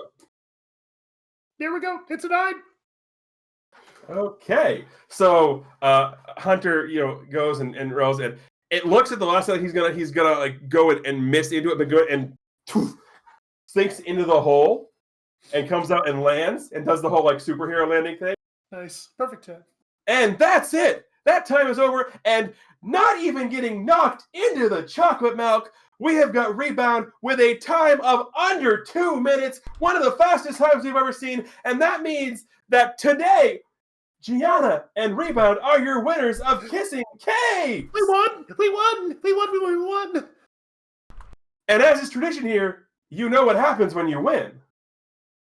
We do? What is the show called? It's called Capes and Kiss. Oh.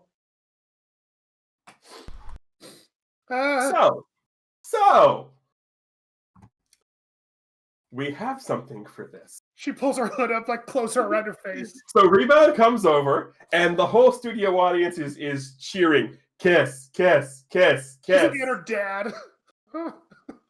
Dad's just going, yeah, and you see Dad, on the cheek, on the cheek. Chibi's holding up beside us, just cheek, cheek, cheek, cheek. Ven is yelling the same thing. Yes, of course he is. Drake, meanwhile, is now hiding from a very angry Nina. Okay, so when you lean in for your first kiss, Oh, yeah, it is. roll plus mundane. But if this kiss happens in front of an audience, roll plus superior instead. Okay. I also had one for tense situation, dangerous rescue, or tremendous explosion. Like I have one for every move. You were waiting And for this. both Hunter and Rebound are gonna roll this. Okay, go ahead, guys. Mm-hmm. Do I get a +1 or no? Oh, absolutely, you do. Oh, dear. Oh, double hits! Wow! Double hits! Okay. On a hit, it's a romantic moment that cements your connection. Both participants take influence over the other, Aww. which means a label shift is happening. It does. I have influence over Rebound, thankfully, so that's good. Yep. Oh, that's why I got And +1. Rebound has influence over you. Yeah. Mm-hmm. So go ahead and hit the Hit the what? hit the button to do the label shift here, and I'll show you guys the move after. He's going to look. He goes, that was awesome. Although some of your descriptions were a little bad, so he's shifting your savior up and your superior down. Savior up, superior down. Okay, cool. Also, here's this for everybody. Ooh. Aww. I have had this move since the dance episode. Okay. Wow. Yeah. We were supposed to kiss at the end of that night. Yep. It's what the audience has wanted. And of course, she doesn't really get to shift Hunter's labels, I'm guessing. But No, she does. He rolled it. oh, He rolled it. So fair. Well, he was super agile. And he actually caught up pretty quick.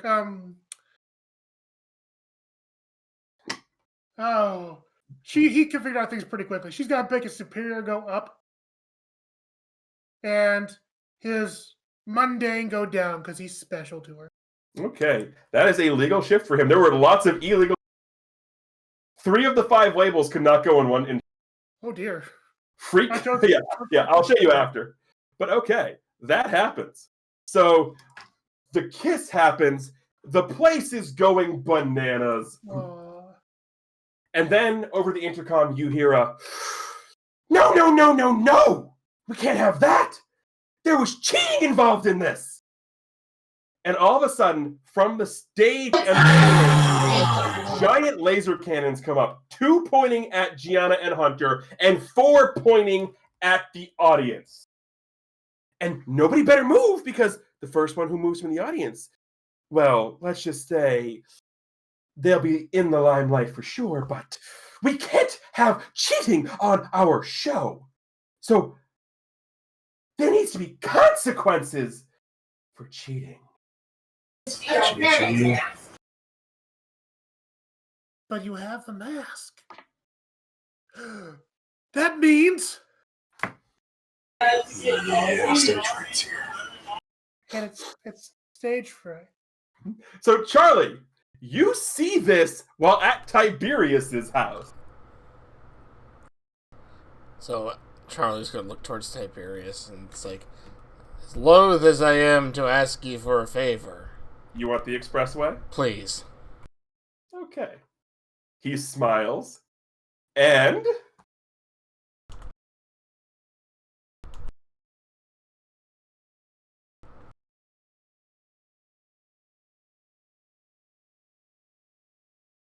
hold on here.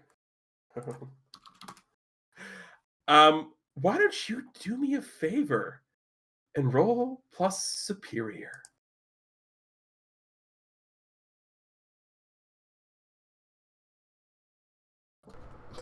So that's like one of the few conditions I actually don't even have marked for that, so.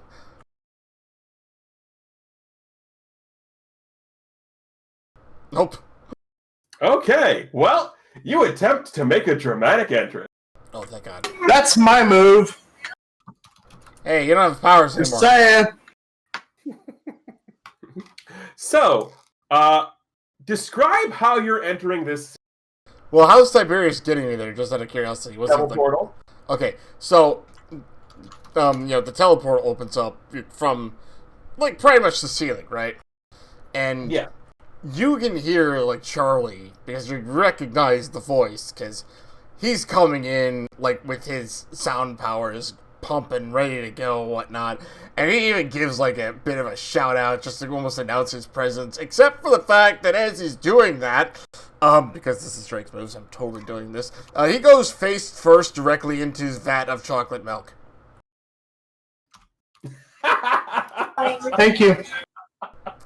Gotta pay homage. Mm-hmm. And then Nina looks at Drake, looks at you. Oh, great. Another one whose only ability is to fall into liquids. Like, seriously, isn't there anybody in this town who isn't just going to become a viral?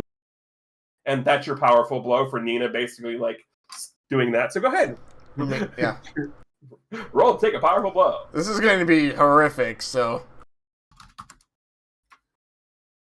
Oh, it wasn't, thank God. Alrighty. Clearly, in his position, he's going to be giving the opposition an opportunity. Yes. And, all right, the opportunity. So that happens. You just hear, well, since obviously no one seems to think that having a show run properly is the right thing to do, you all have no respect for the theater or the dramatics of it. If you're not part of the show, you don't show up. It's common courtesy. You hear Charlie respond, but he's under, like, chocolate milk, so you just hear, like, a bunch of, like, bubbles. Mr. Stage Fright, the show is over. We won. No, the show is not over. You cheated. How? Hunter doesn't even have any powers. Check the bow tie. Rebound? What? What's in the bow tie? Boomerang? On the camera? And what? On the camera? Hunter, why did you cheat? I couldn't let Nina win. He's a... And he goes in real close, forgetting he's going to mic. Bitch. And you just hear this, okay, you're getting it when we get home! And for the record, Ven had your dad yelled at. So Charlie kind of, like, sits up and he, like, looks at everything, sees Stage Fright, and he just kind of, like, sighs. No, Stage Fright's not there. All you do is hear his voice right now. Sorry, He's the obviously not lasers. here. Sorry, the lasers. He looks at him and he's like, wait, this is all because because Rebound here cheated? No, it's not. Drake pulls up the mask. Are you missing something? Drake, what is that? Sorry. Mr. Dragon, what is that? What that even is? Like, why would I even, like, that thing is gaudy and ugly and disgusting, and it's totally because he cheated! And Drake, in your head you hear, we can punish him if you'd like. put me on. You can power. No, you said. You can be a hero. Hey, Teach, Yes. roll me a d20. Odds or evens. C20. Actually, hold on. Shammy, odds or evens for me. I say evens. Okay. It Yay. is in fact even. Nice. So we'll get to that in a second. Would you just hear this? Yes. You can have all the powers you want. All you have to do is slip me on.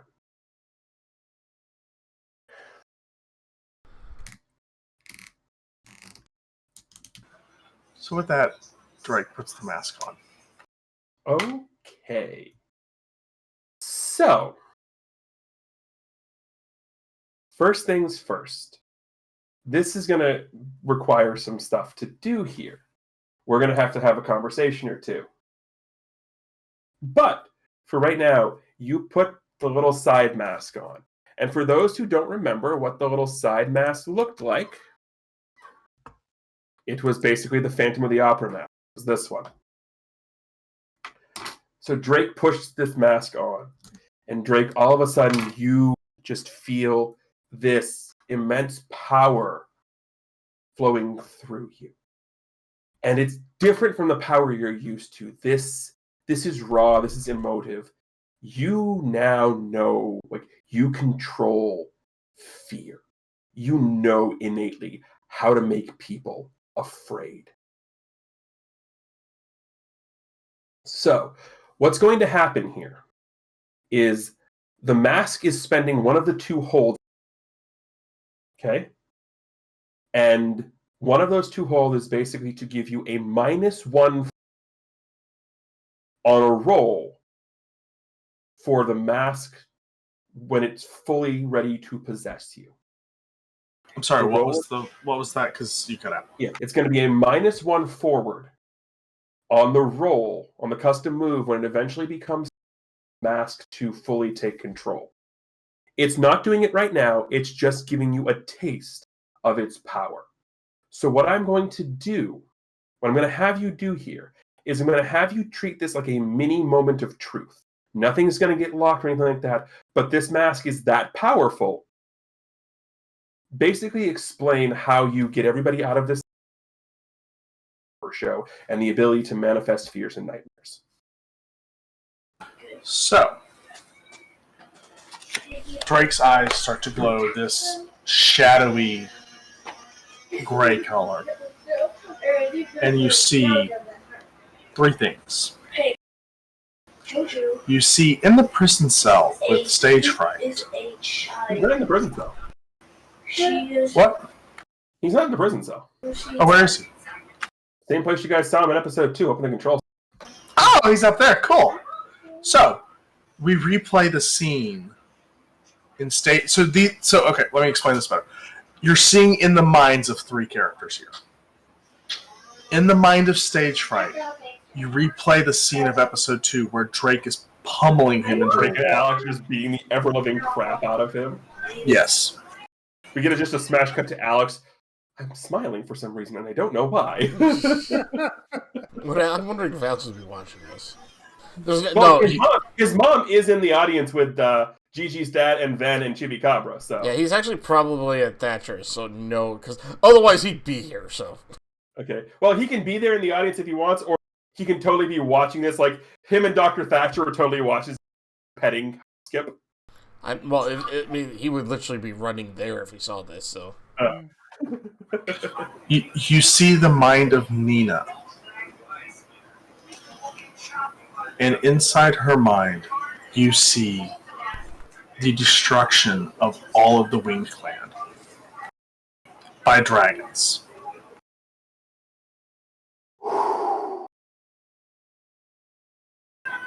And finally, in Gigi's mind, you see the image of her mother laughing maniacally. Gianna, I need you to take a powerful blow at this. That is well earned.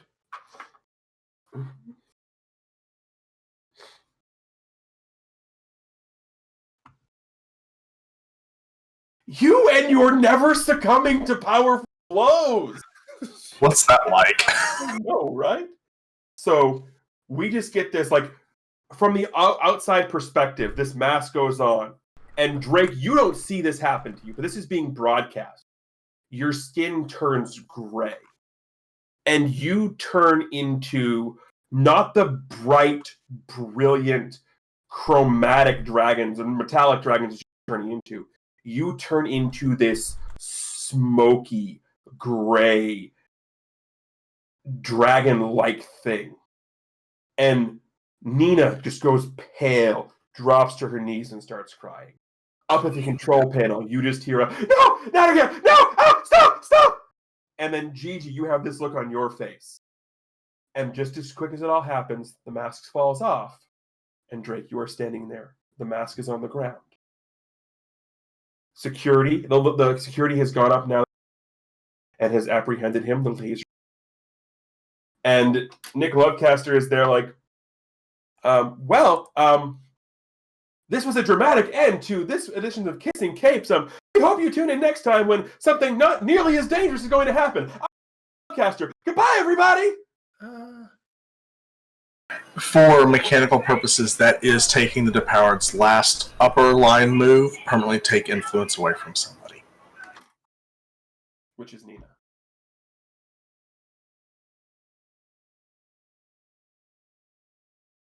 So this happens, and people are all like, most people in the audience just think this is all part of the show, and they're all like clapping.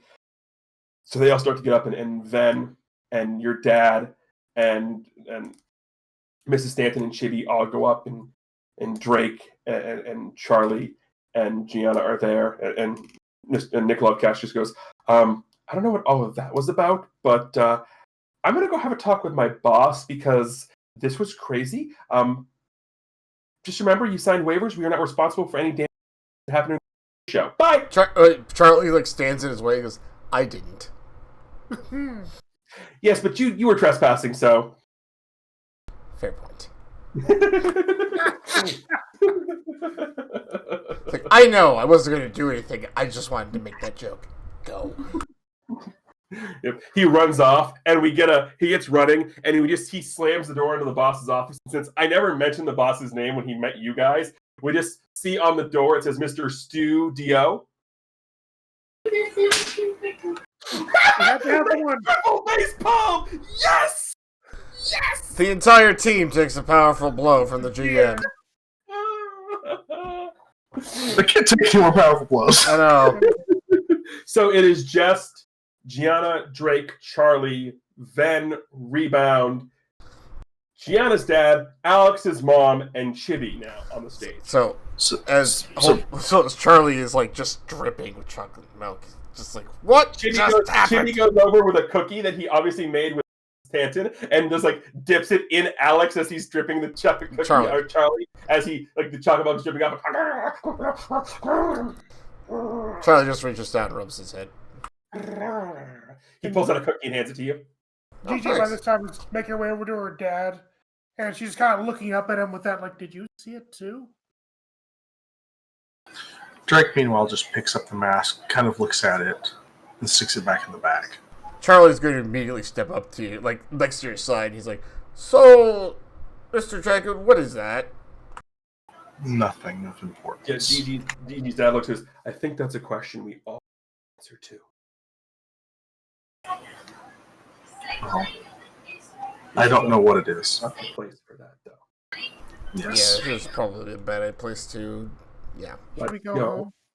Yes. We'll have that discussion there. Okay.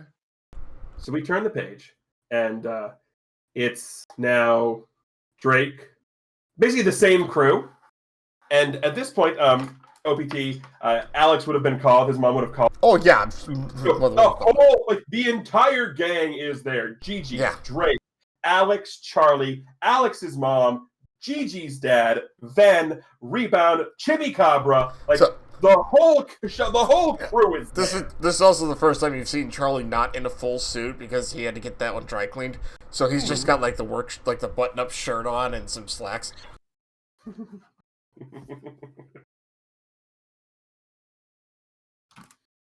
So Alex is sitting there like, okay, why did I miss this game show? I know I was in therapy, but what did you guys do there exactly?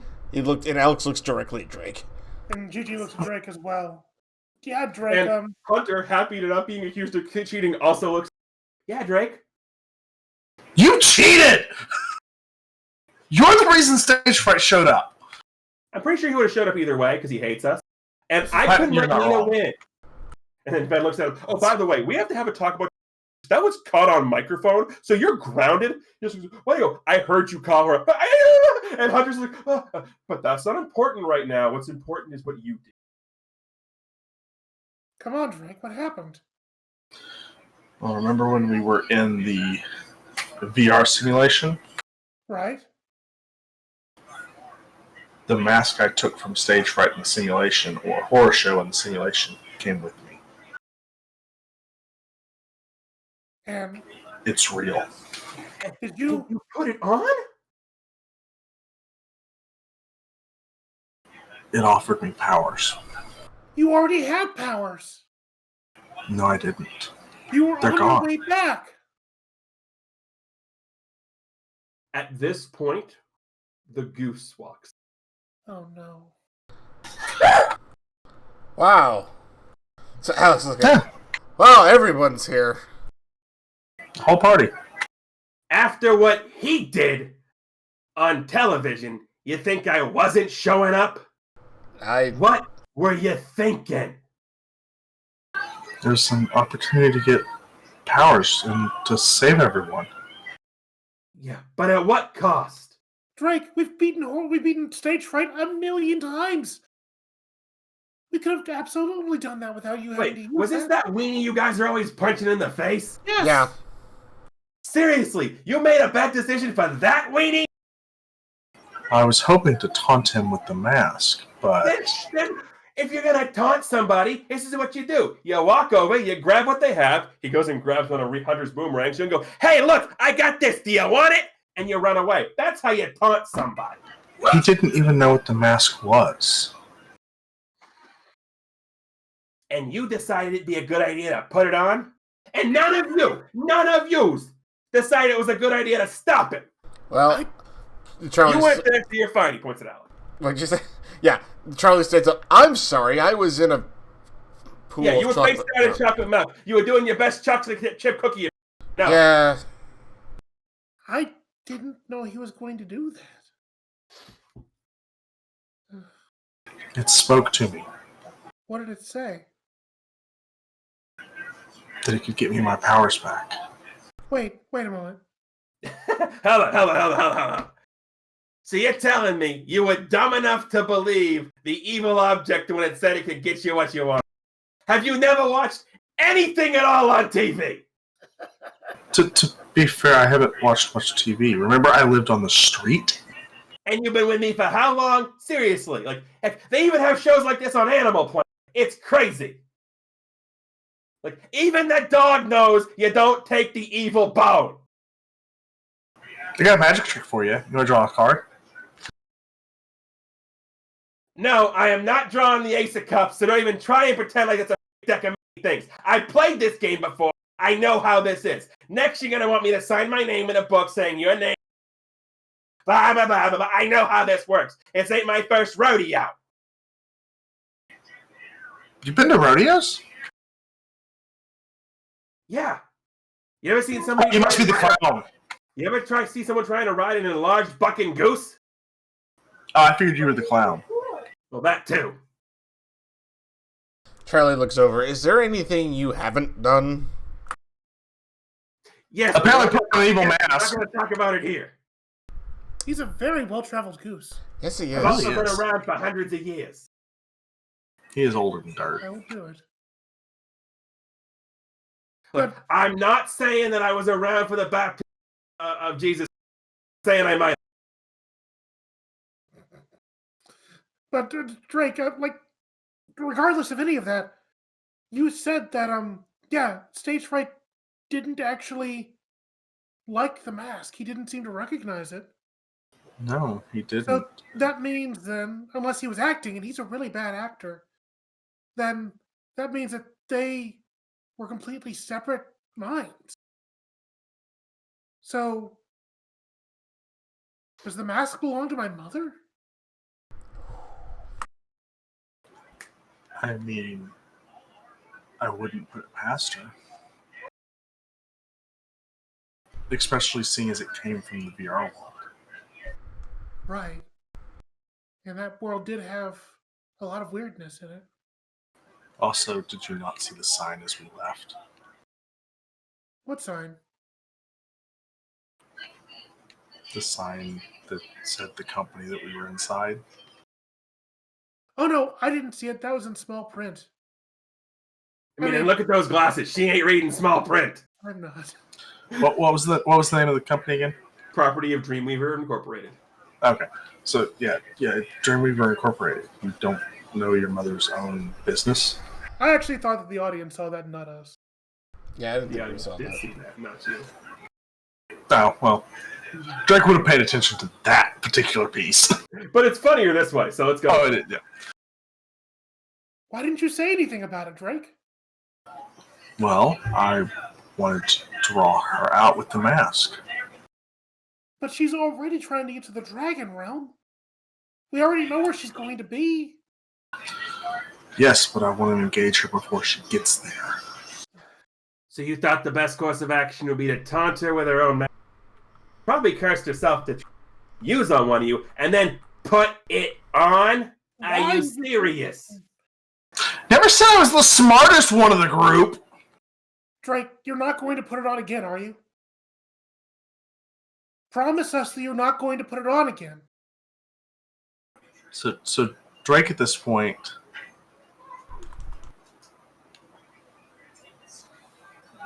is kind of reluctant to answer. Mr. Dragon, I may not understand much of what has just been said here, but I can tell you this. Whatever you did may have worked, but it really didn't feel like you. I don't know if I would call that saving people necessarily. I might more call that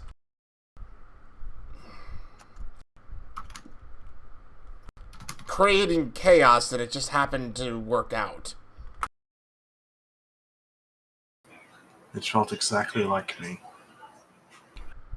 That's kind of scary if that felt like you. That was horrific. Goose shakes his head. Where's Nina? Yes, where is she? Well, I don't know where she went, but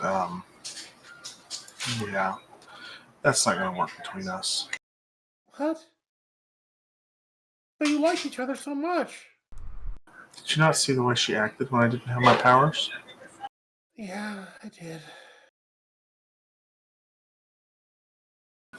For out of character, does Drake actually know what happened with the mask and how it affected, or is this one of those where Drake doesn't?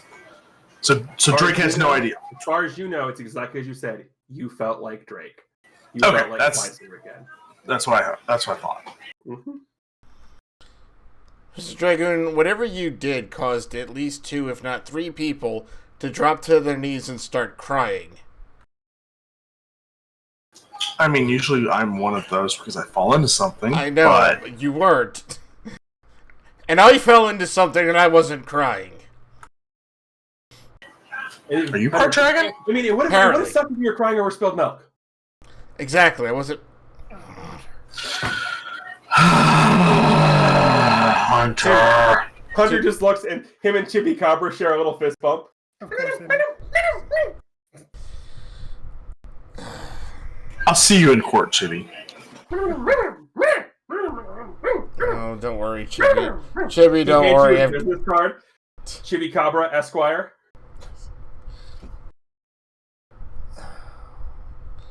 Dragon, whatever that mask was, it did not look like you. At all. And I don't know exactly what happened, and to be quite frank, you guys keep throwing out the word VR, and I have no idea what that is. It's virtual reality. Okay, we're gonna have to talk about what the hell that is later, but, regardless, that didn't look like you. Whatever that was, all I know is after you put that on, 3 people started crying and dropping to their knees, and Gianna was one of them. I didn't. You look like you wanted to. I did. I didn't. Okay, that's true. You did not actually cry, but you were about to. But no, he's right, Drake. That didn't feel like you. Nina also dropped to her knees. She let out a long wail. So Hunter looks up, and he's got this look like he's about ready to cry on his face. Mhm. Why? Why, Drake? Why? Why what? Why would you do that? Why would you put something like that on? It offered me power. So, what you're saying is that you would rather have that, whatever that thing is, power over trusting us? It was a show filled with people with powers and abilities. It was a show full of superheroes. And you thought the best idea was to put a mask on that you don't even know what it was going to do? I knew the mask was connected to stage fright. I was hoping to trigger him. No, you thought the mask was connected to stage fright. You didn't know anything that would do. And yet you thought the best answer was to not trust any of us. Drake, Next, Gigi. what do you plan to do with that mask, man? Oh, I don't know. Can I pierce the mask for that quick? Yes, you can.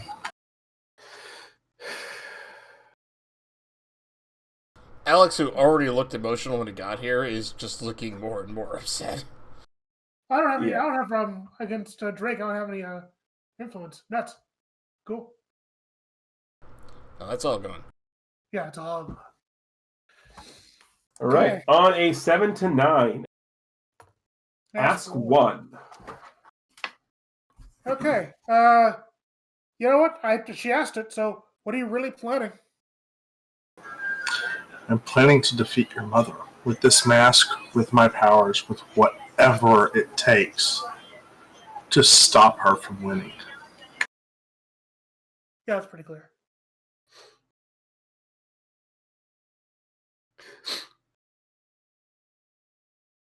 Hunter looks at you. He goes, no. You don't need anything like that to try and do this. Really? Look at all the cool things that the rest of you can do, even that you could do, Drake. Look at all of that. And I'm sitting here and I'm trying. I don't have any of these cool powers, but I'm still trying.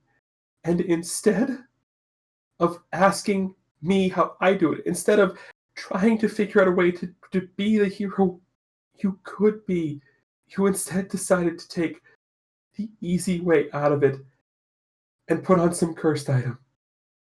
Sorry, but if you want to do that, you're on your own. I'm out.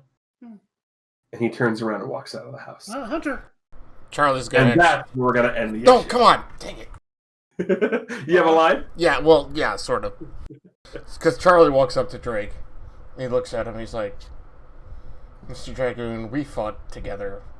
Inside of the mind of him. You were very heroic then. You actually cared about everything. But whatever that mask has done to you, I don't like it at all. But if that's what you want to do, use that. And I'm with Mr. Barlow over there. Do it by yourself. And Charlie's going to burn his influence he has over Drake and inflict insecure on him. Nice. And Gigi's actually going to chime in on this. Drake, the way that mask is, you want to use it to beat my mom. And to don't do all the bad things that she's doing, but with everything you're doing, I think she's already won over you. I don't think this is a good idea at all. And she's got to run out after Hunter. And Alex is also going to leave. I'm going to go ahead and have Drake take the final condition of Afraid. Hunter's going to burn his influence to put it on him. Okay. As Drake stands in the room alone. Nope, the goose is still there. And the parents. That is fair. No, And the Gigi's parents walked father. out. It's just the goose. Yeah. I'm assuming Alex's mother would have fallen him out immediately. Yeah. Everyone walks out at this point. So it's just Drake and the goose. The goose looks at Drake. He goes, "Look, kid. I violated nearly every code and condition that we have to stay here and support you while you learned what you needed to do to get your powers back. But if you're going to make decisions like this, I don't know if I can sit here and still support you. You need to figure out what is the right way for you. I'm not going to sit here and tell you one way or another. I'm going to tell you for right now, the room is still there, but I don't know for how much longer. You need to smarten up and figure out whether you're a hero or not." And the goose walks out of the room. And we have Drake standing alone in Gianna's living room with a mask peeking out of a backpack. And that's where we'll end the session. Thank you all very much for watching tonight. On behalf of the full team here, we hope those of you wonderful and happy Valentine's Day. And for those of you who don't, had a happy Single Awareness Day. So on behalf of Chameleon Ice, Nor'Easter, and OPT Lawyer, I am TGE, reminding everybody to, of course, as always, keep hailing.